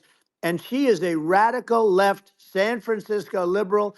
And now she's trying to protect. Now she's looking like she wants to be more Trump than Trump, if that's possible. I don't think it's possible, but she wants to be more Trump than Well, Trump. yeah. I want a wall. I I want, think that's you know, she yeah. wants to release all the Yeah. prisoners that are in detention, and some of these guys are really bad. Right. That just came Yeah, I out just saw today. that. She Yeah. doesn't want to build the wall, even though the walls work. Walls and wheels. You know, in your business, everything you do is obsolete. Almost, well, not the tunnels, but everything is obsolete. Even your rocket ships, they're like a month later, they're obsolete. You find a better way to. The only thing that's not obsolete is a wall and a wheel. And the wall, you know, I built hundreds of miles of wall, and that's why we had such good numbers. I was going to add Yeah. 200 miles. We bought it. We could have flipped it up in 3 weeks, and they sold it for 5 cents on the dollar. That meant I said, "Wow, that means that they actually do want to have open borders." She wants to have open borders, and now she's going like she's tough on the border. It's such a lie. Yeah, this is simply not true. Yeah, This is simply not no, and true. everybody Yeah, knows it's it's simply not not true. true. It's a disgrace that she can Yeah. say it. No, I mean, obviously, what's happening sort of overnight is they're rewriting history and making Kamala sound like a moderate when in fact she is far left, like far Worse left. than Bernie Um, Sanders. She is considered more yeah, liberal by far than Bernie Sanders. She's a radical left lunatic. And if she's going to be our president, very quickly, you're not going to have a country anymore. And she'll go back to all of yeah, the things that she believes in. She believes in defunding the police. She believes in no fracking, zero. You don't. Now all of a yeah, sudden she's yeah, saying, no, I will. I really want to see fracking. If they got in, the day she got in, she'll end fracking. And by the way, if people didn't think that, the lunatics that really believe in that, they won't vote for her. You know, like like the yeah, Palestinians and Israel. She is so anti-Israel, and she's bad for both. Biden actually did something that was impossible. Both sides hate him. You know, both sides. That was a hard yeah. thing to do. Unification.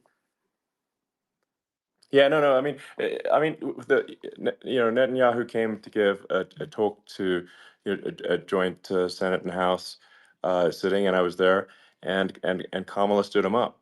What does that say? I think Um, it's highly that's disrespectful. And I say, if you're a Jewish person or if you believe in Israel, if you're a person that, you know, is a very pro-Israel, if you vote for her, it's worse than Biden. And Biden was bad. But if you vote for her, you ought to have your head examined. And you see tonight, I mean, as we're doing this, I'm seeing reports coming that they expect an attack tonight or tomorrow from hundreds and maybe thousands of rockets. You know, their Iron Dome, as they call it, as we all call it, but their shield that they build, that can be swamped. We'll use the term that's yeah, appropriate, swamped. But they yeah. swamp it by shooting enough missiles. You know this better than anybody. By shooting enough missiles, So, they can't defend themselves. You know, they just obliterate the whole yeah, place. And that's what some people think they're looking to do. And we have no leadership. There's no respect for the United States of America with these people. And I'm telling you, yeah, she'll be worse than him because she's a believer yeah. No, in I being think you're right. radical left, and he wasn't. I think you're right. I mean, you really, it's important for the public that may be listening to this to look at Kamala's track record, before the last like month, and say, is that a track record you agree with? And I think if you're an independent moderate, you definitely would not agree with it, because it is her behavior has been far left, and we're seeing just an overnight propaganda attempt to rewrite history and make it sound like Kamala's moderate when she in fact is not moderate. Well, So I her think that, running mate approved, signed into legislation, tampons in boys' bathrooms. Okay, now yeah, that's yeah, all I that's have weird. to hear. Tampons in That's boys' weird. bathrooms, and that means she Yeah, believes in that too. I mean, yeah, that's she not picked okay. this guy because he was the closest to her. A lot of people thought she'd pick sort of the opposite, but she picked an anti-Israel radical left person. But she is far worse, they say, than Bernie Sanders. If we have her as a president, if we have a Democrat at this moment as the president, I don't think our country can survive. I think it's a massive. I think we're in massive trouble. frankly, with the Kamala administration, and that's my honest opinion. And I think really it's essential that you win for the good of the country for this election. And I mean, that's, I'm just stating my opinion. Now, you may have seen this, but I got a letter from the EU Commission, like saying, to not have disinformation on the during this discussion that we're having, and there's a lot of attempts to do censorship and to force censorship even on Americans from other countries, and what do you think about that? Well, I know the European Union very well. They take great advantage of the United States in trade, as you know. We, through a different forum, NATO, we protect them, and yet, if you build a car in the United States, you can't sell it in Europe. You just can't sell it. It's impossible. The same thing with our farmers. Our farmers find it very difficult to do business. We have a deficit with them of $250 billion, which people don't know. It sounds so nice, the European Union, but let me tell you, they're not as tough as China, but they're bad. And I let them know it, and that's probably why they notified you. No, they don't treat our country well. We defend them, with Ukraine. So we're in for 250 billion, and they're in for about 71 billion, and they have the same size. It's If you add up the European nations that in terms of an economy, it's about the same size. Wouldn't you say as us? And they're in, Yeah, and they're in much greater risk. They're right there. We have an ocean separating us from, in this case, the enemy would be Russia. Used to be for the yeah, Soviet Union, but let's assume they're close enough.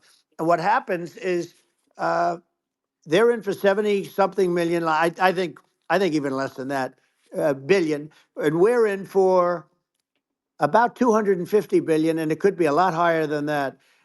And I say, why aren't you going to equalize? Why aren't they paying what we're paying? And they're in much more, it's much more important for them because of the fact that, they're right near there. I mean, they're all sort of in that location. We're not. But they yeah, should, they should, and I did it with NATO. There were only 7 countries that were paid up in NATO out of 28 at the time. And the United States yeah, was yeah, the United States was subsidizing NATO, tremendously subsidizing NATO. And I went yeah, in and I said, you yeah, got to pay up. If you don't pay up, we're not going to defend you any longer. I took a lot of heat, but you know what happened? Billions and billions of dollars came flowing in, and yeah. I think a lot of the public isn't aware of the fact that the United States pays a disproportionate share of the NATO expenses, and then we get even though taken advantage of on trade. So think yeah, about it. well, I mean, the point of NATO is defending Europe, and it's it's like, then okay, well, why is the United States paying disproportionately more to defend Europe than Europe? That doesn't make sense. That's unfair, and that is an appropriate thing to address. Well, Um, when you talk about so cost cutting and savings and everything else, I mean, honestly, look, there's nobody that feels worse about the Ukraine situation than I do because I know it would have never happened. I know Zelensky. He was very honorable to me because when they went with the Russia hoax and they said I had a phone call with him, he said it was a perfect phone call. It was a great phone call. He could have grandstanded and, said, oh, he was very threatening. He said, no, it was a very nice phone call.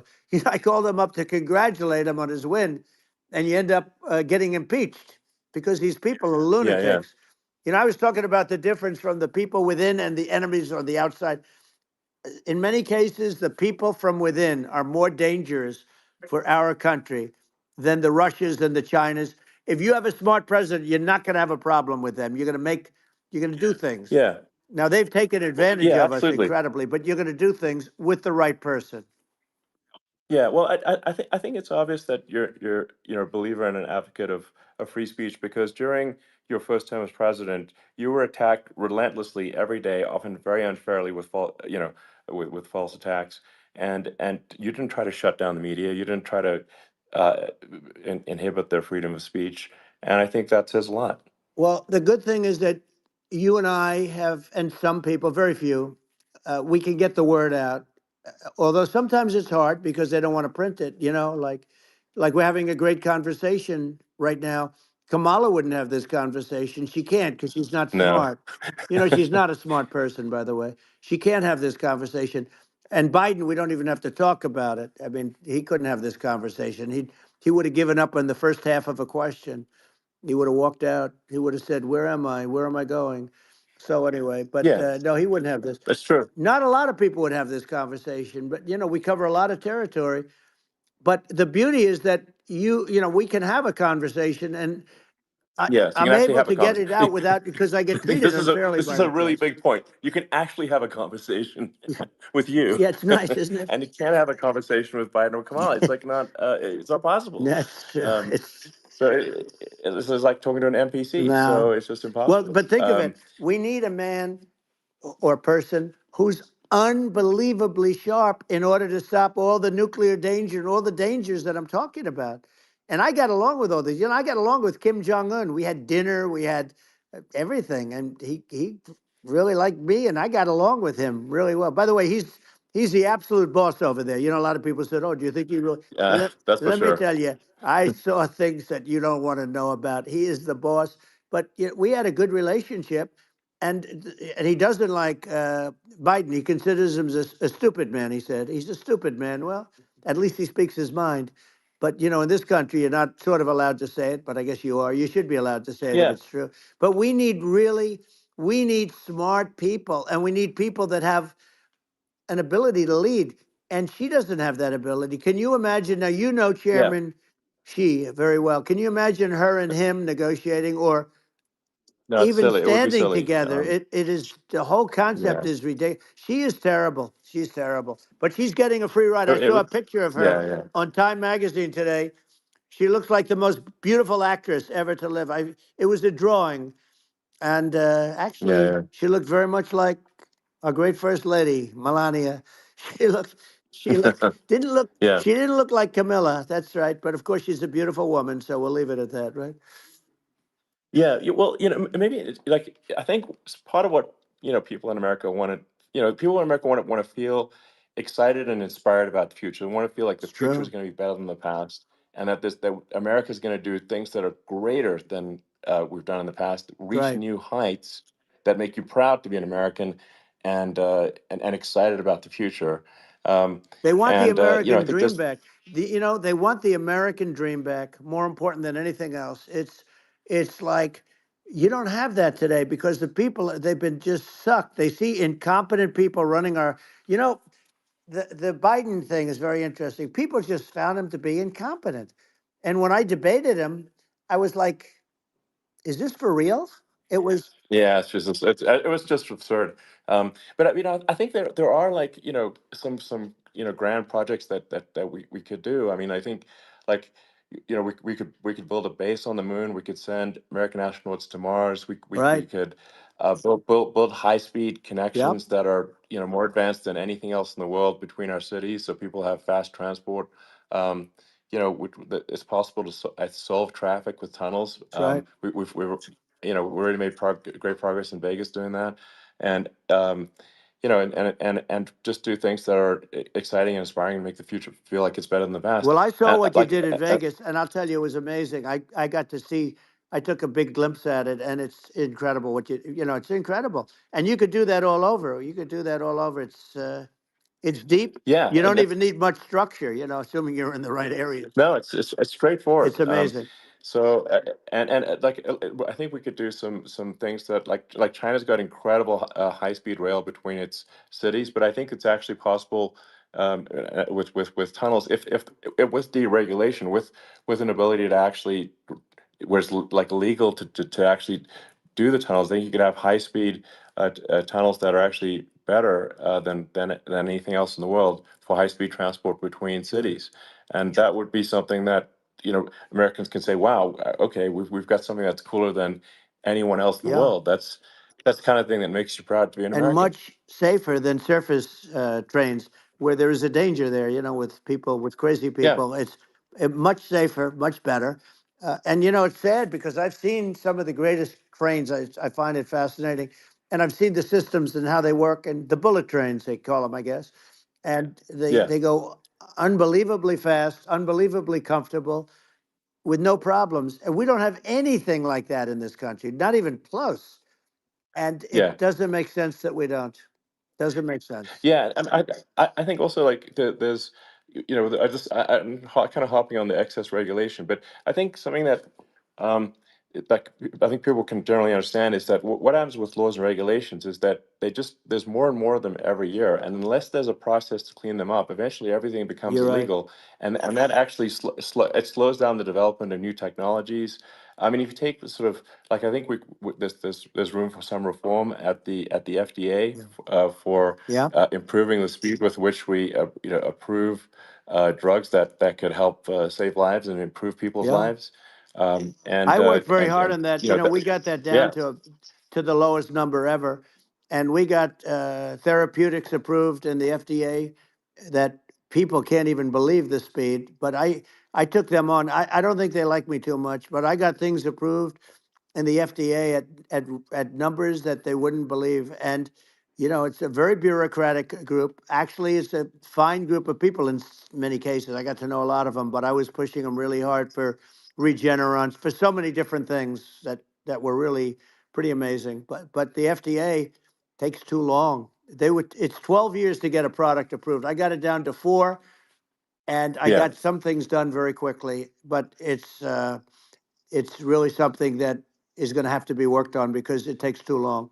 Just takes too long. Yeah, it just takes too long, and it's you end up in the same with the approval, but it's just it takes years instead of something that I think could potentially take Yeah, months, that improves people's lives. I yeah, think but I just wanted to sort of hop on this point that like there has to be an active process for reducing rules and regulations, because otherwise they just keep building up every year, and yep, you get like hardening of the arteries, and eventually everything's illegal, or takes forever, and then we just we just ossify as a society. We can't make any yeah. progress, and that's it's a really big Well, you deal. know, Elon, just So getting back to the FDA for 1 second, I got something done called Right to Try. This is where you can go in and if you're terminally ill, you can use a space age, medicine or whatever it may be. We have the best doctors, the best labs in the world. We really do. And but people would go to other countries because you couldn't use the product, even if they thought it worked, because it's going through the FDA. I got it approved yeah, where you can yeah, you basically you look, nobody wanted, the doctors didn't want it because of the liability, the country didn't want it, our country, because they didn't want to get sued. These are people terminally ill. The insurance companies didn't want it, and the pharmaceutical companies, nobody wanted it. I got everybody into a room, and we came up with an agreement that you won't get sued. And also, they didn't want it on their record. If somebody's terminally ill and they die after taking a drug, they didn't want that on their record. So we set a separate list. If somebody was, so it wouldn't count as a negative. yeah, Okay. And as you know, we got it yeah, done. We have saved Right to Try. They've been trying to get this done for 58 yeah, years. And it sounds simple, but it wasn't because of, I mean, the insurance companies, nobody wanted it, but we got it done. sure, Somebody signs, you sign a document that you're not going to sue the insurance companies, the country, you're not going to sue anybody. And we got it done. And we're saving tens of thousands of lives. Right to Try. Hopefully you never need it. But if you yeah, do, you don't have to travel to Asia. People, right, if they had money, they go to yeah, Asia, they go sure, to Europe. If they don't have money, they go home and die. That's what happened. They'd go home and yeah. die. Well, I mean, and actually, to give Europe some props here, it's like if a drug is approved in Europe, which has a crazy amount of regulations, it should obviously be approved in the U.S. Yeah. I mean, they get more regulations than we do. So why would a drug be approved in Europe and not in the U.S.? That's crazy. Well, we did it. We did Um, something that really, they've been trying to do it for 50 years and they just couldn't get it done. And I got it done. And it's really something. But you're right. Some people go to Europe because a drug isn't approved here, but it's approved in Europe. And it's a drug that, generally speaking, would yeah, work. It's pretty crazy. You're absolutely. right.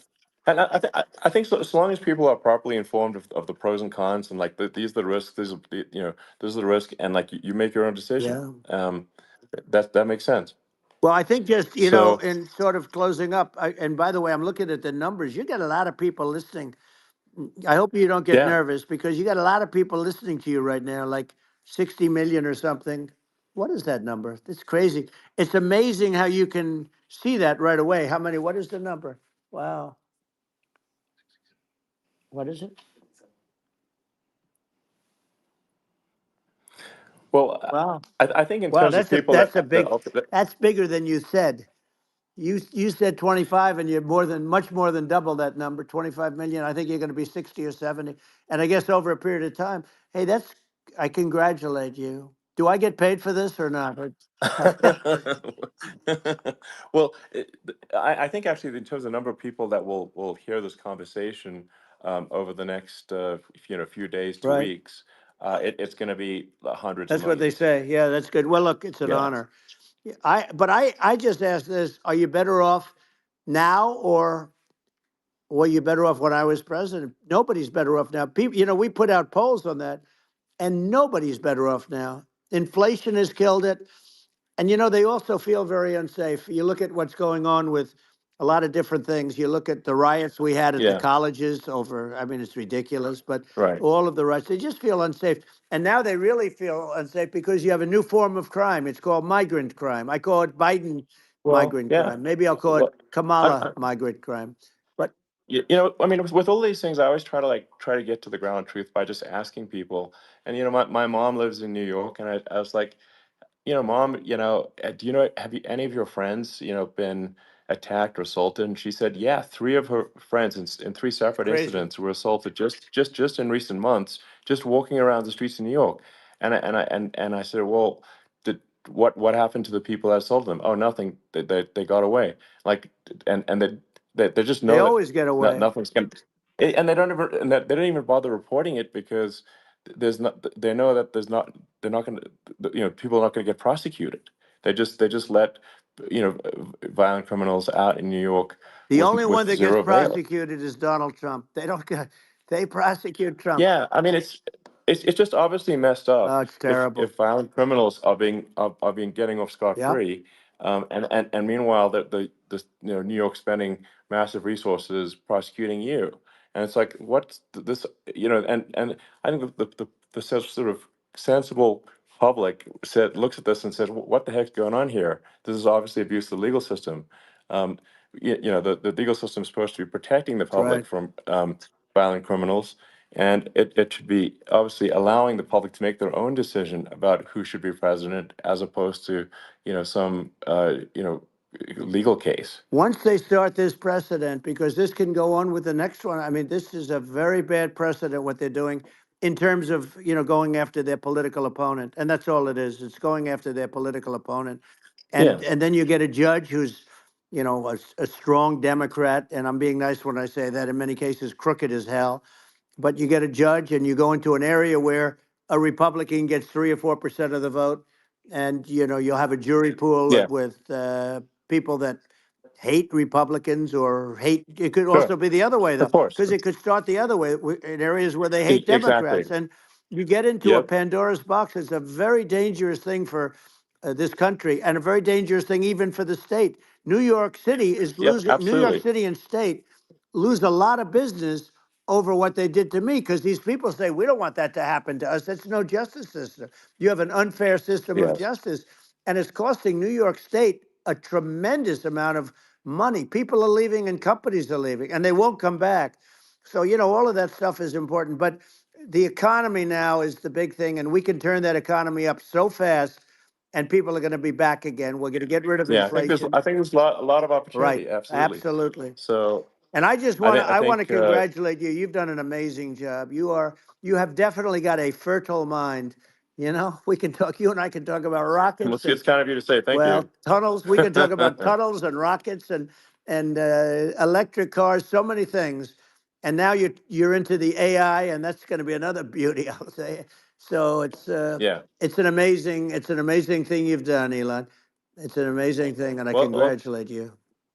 I mean, thank you. And well, I mean, I just say here, here's to an exciting, inspiring future that people can look forward to and be optimistic and excited about what happens next. And that's the kind of future that I think you will bring as president, and that's why I endorse you. Well, I appreciate that. That endorsement meant a lot to me. Not all endorsements mean that much, to be honest. Your endorsement meant a lot. And, we have a phrase, make America great again. It's pretty simple, but it really says that we want to make America great again. And we can do it. We can do it now. But if we were going to suffer another 4 years like we've suffered for the last 4 years, I'm not sure the country can ever come back. That's how bad it is. It's so bad. We have to do a I lot of think that's a things. very real Yeah, risk. it's a big That's a risk. very real risk. Yeah, And it's, I'd just like to note to people listening, like I've not been very political before, and if you look at my record, I've actually been. I'm not like some they try to paint me as like a far right guy, which is absurd because I'm like making electric vehicles and solar and batteries, helping with the environment, and and I actually I supported Obama. I stood in line for 6 hours to shake Obama's hand when he was running for president, and so it's not like I'm like some sort of dyed in the wool long term Republican. I'd call myself, uh, historically a moderate Democrat, but now I feel like we're really at a critical juncture for the country, and uh, I think a lot of people thought the Biden administration would be a moderate administration, but it's not, and obviously we're just going to see an even further left uh, administration with Kamala. That's my honest opinion. I mean, her dad is literally. I mean, she was brought up as an actual. Her dad is a Marxist economist. You can Google it. I mean, it's not a. We're not making this up. That's how she was brought up. So, and we want to have a future that is prosperous. And I think we're just at this critical juncture, and I think this is a case of the America is going to at a fork in the road, it's true. and I think it will take if the path to, like you are the path to prosperity, and I think Kamala is the opposite. Then that's my honest opinion. I'm gonna get attacked like crazy, and I've also experienced quite a bit of lawfare myself. And but I'm just trying to tell people my honest opinion, and I haven't been really active in politics before, and I'm just trying to point out that my track record historically has been moderate, if not moderate, slightly left, and so this is to people out there who are in the moderate camp to say I think you should support um, Donald Trump for president. I think it's actually a very important junction in the road, and we're in deep trouble if it goes the other way.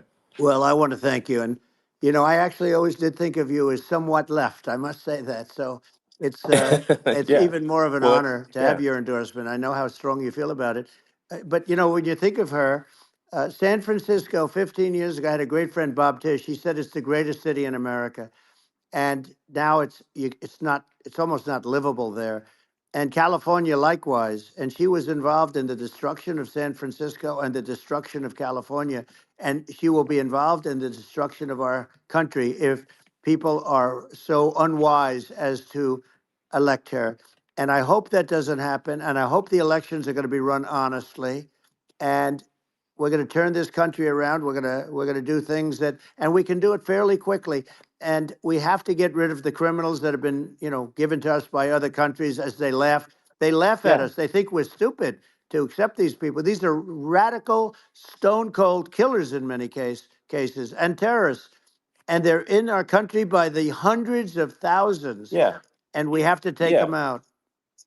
Yeah. I mean, if I could summarize it, perhaps, I think these are issues that I think most people in America would agree with, which is that we want safe and clean cities, we want secure borders, we want sensible government spending, we want to restore both the perception and reality of respect in the judicial system, just stop the lawfare.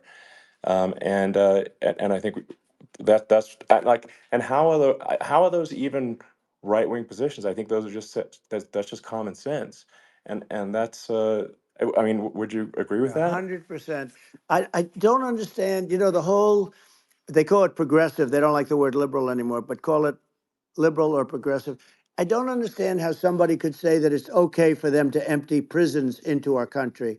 And again, I told you their Yeah, crime it's rates definitely all not over the world okay. are going way down, which makes sense. In fact, the next time what we'll do is if something happens with this election, which would be a horror show, we'll meet the next time in Venezuela because it'll be a far safer place to meet than our country. Okay. So you and I will go and we'll have a meeting and dinner in Venezuela because that's what's happening. Their crime rate's coming down and our crime rate's going through the roof. And it's so simple. And you haven't seen anything yet.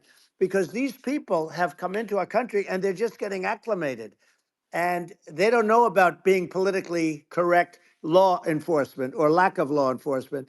And our police, I have to just end with this. We have great police, we have great law enforcement, but they're not allowed to do their job. They have to be able to do their Yeah. job without being destroyed. Well, absolutely, and it's obviously demoralizing if you're a police officer risking your life to to arrest violent criminals who could kill you and do kill you sometimes, and then you arrest the violent criminal, and then the DA doesn't prosecute, and they just let the guy out. Yeah. Well, then, like, why should a police officer risk their life uh, to arrest a violent felon Well, even if worse, if Elon, nothing's going to happen? even worse, they prosecute the police officer. They go after it and they prosecute the police officer and they take away his pension. They take away his Yeah. job. He loses his family. He loses his house. Well, I thought it was very telling, like incredibly telling, that when there was that case where sort of a gang of thugs beat up police officers. I think it was in Times Yep. Square in New York, and and then nothing happened to those guys. They were let out, zero bail, and I think a bunch of them were given free tickets to California. Well, what is I mean, that is a gross indignity against the United States, and that's how, I mean, this is insane. Like, have we lost all pride? What that how can such a thing be allowed to occur? I've never seen anything. You know? We see where they get shot. It's a very dangerous profession, but it's something they're very proud of, and they want to be able to do their job. But I've seen them get shot. I've seen a lot of things, but I've never seen where these guys are standing in the middle of a big street, everybody watching them, and they're literally boxing, like punching, stand up fighting a police officer. There were two of them, and you Yeah, had about six yeah, of yeah. these guys, and they're punching the hell out of them. And in their own country, they would be dead if they did that. They'd be shot. They Yes. would be shot instantly. And they come from these countries, and it's taking them a while to realize that we don't do that in this country. But in their own Yeah, country, if they stood on a street and had a fight with a police officer, they would be shot. There's no political correctness, and yeah. It's it's just such a sad thing to see. And that's the reason you we have yeah crime, by the way, yeah because we don't do anything about yeah it. yeah we just cannot have a situation where our police officers are beaten up on camera by a gang of illegal immigrants, and then nothing happens to the guys that beat up the cops. I mean, and they're let out. This is Well, we're going to unacceptable. change it, Um, and we're going to get them out of the country. When I first got involved, they said you couldn't get them back to these countries. You couldn't take them back. In the case of Guatemala, Honduras, El Salvador, some others, you couldn't get them back. And I said, really? Oh, you can't get them back because under Obama, he couldn't get them back. They'd fly them in, and they'd put planes on the runways in these countries, so you couldn't land a plane. They'd bring them back. And the generals told me, sir, we can't bring them back. The countries won't accept MS-13 gang members. They won't accept them. And I said, really, how much do we pay these various countries in terms of economic aid, which is also somewhat ridiculous? And the answer was $750 million. I said, good. Tell them they're in default. They're delinquent. We're not paying them anymore because they won't accept yeah, their. And it's you know what happened? They all called me, yeah, every one yeah, of them. They said, we would be honored to take them back, sir. We would be honored. It was so easy. But it's one of those things. And we got them back. We took in so many, the MS-13 is probably yeah, the worst gangs in the world. They're the most vicious, violent. We took them out of here by the thousands and got them out of here. And their countries took them back. And because I said, you're not getting any more economic aid. And once I said that, they were nice. They wouldn't take them back for yeah, Obama. They yeah. wouldn't take them back for anybody. And now we have a problem because we have this guy, and they don't take him back anymore with Biden because they don't respect him. Yeah, yeah. It's just gotta be done. We just can't have uh whether they're citizens or not citizens. We can't have, because they won't prosecute citizens either. Not just illegals. So that if you can't have violent, repeat violent offenders that are not that don't get That's incarcerated, right. because they will obviously, by definition, continue to hurt people. And I think where part of this comes from is that there's and I do sort of consider myself liberal in some ways. I mean, it's just that you want to have empathy for Right. people. Obviously, you want to have empathy for people. I totally agree with that. You want to have empathy, but you also have to have empathy for the victims of the criminals. And if you just have empathy for the criminals, it's actually shallow empathy. It's not real. You're not thinking. You're one layer deep empathy. You got to say, like, what if you don't incarcerate this person? Who are they going to uh, hurt? Who are they might kill someone. They might rape someone. If you don't incarcerate them, you have to have empathy for the victims. And there's a lack of empathy for the victims of the criminals, and too much empathy for the criminals. It doesn't make sense. That's why you want to have deep empathy for society as a whole, not shallow empathy for That's right. criminals. And we have to give our police officers the dignity and the respect that they deserve. And we have to let them do their job. They can do a great job, but we have to let them do their job. And if we don't do that, it's going to all disappear. There's never been a society like this where you're allowed to do anything you want and nothing happens. And I'm talking about violent crime. And it's going to get more violent because these are really, really violent people, and we're going to get them out of our country, and we're going to get them back to where, because they were sent here by the presidents and by the various people that run those countries, and I know every one of those guys, and they're smart people, and they're streetwise people, and they really think that the USA is stupid. They think we're run by stupid people, and they happen to be right. But when I was there, we had no problem. We got them out. We took out thousands of MS-13 gang members. We brought them back. And now, again, it's the same old story. We don't do it.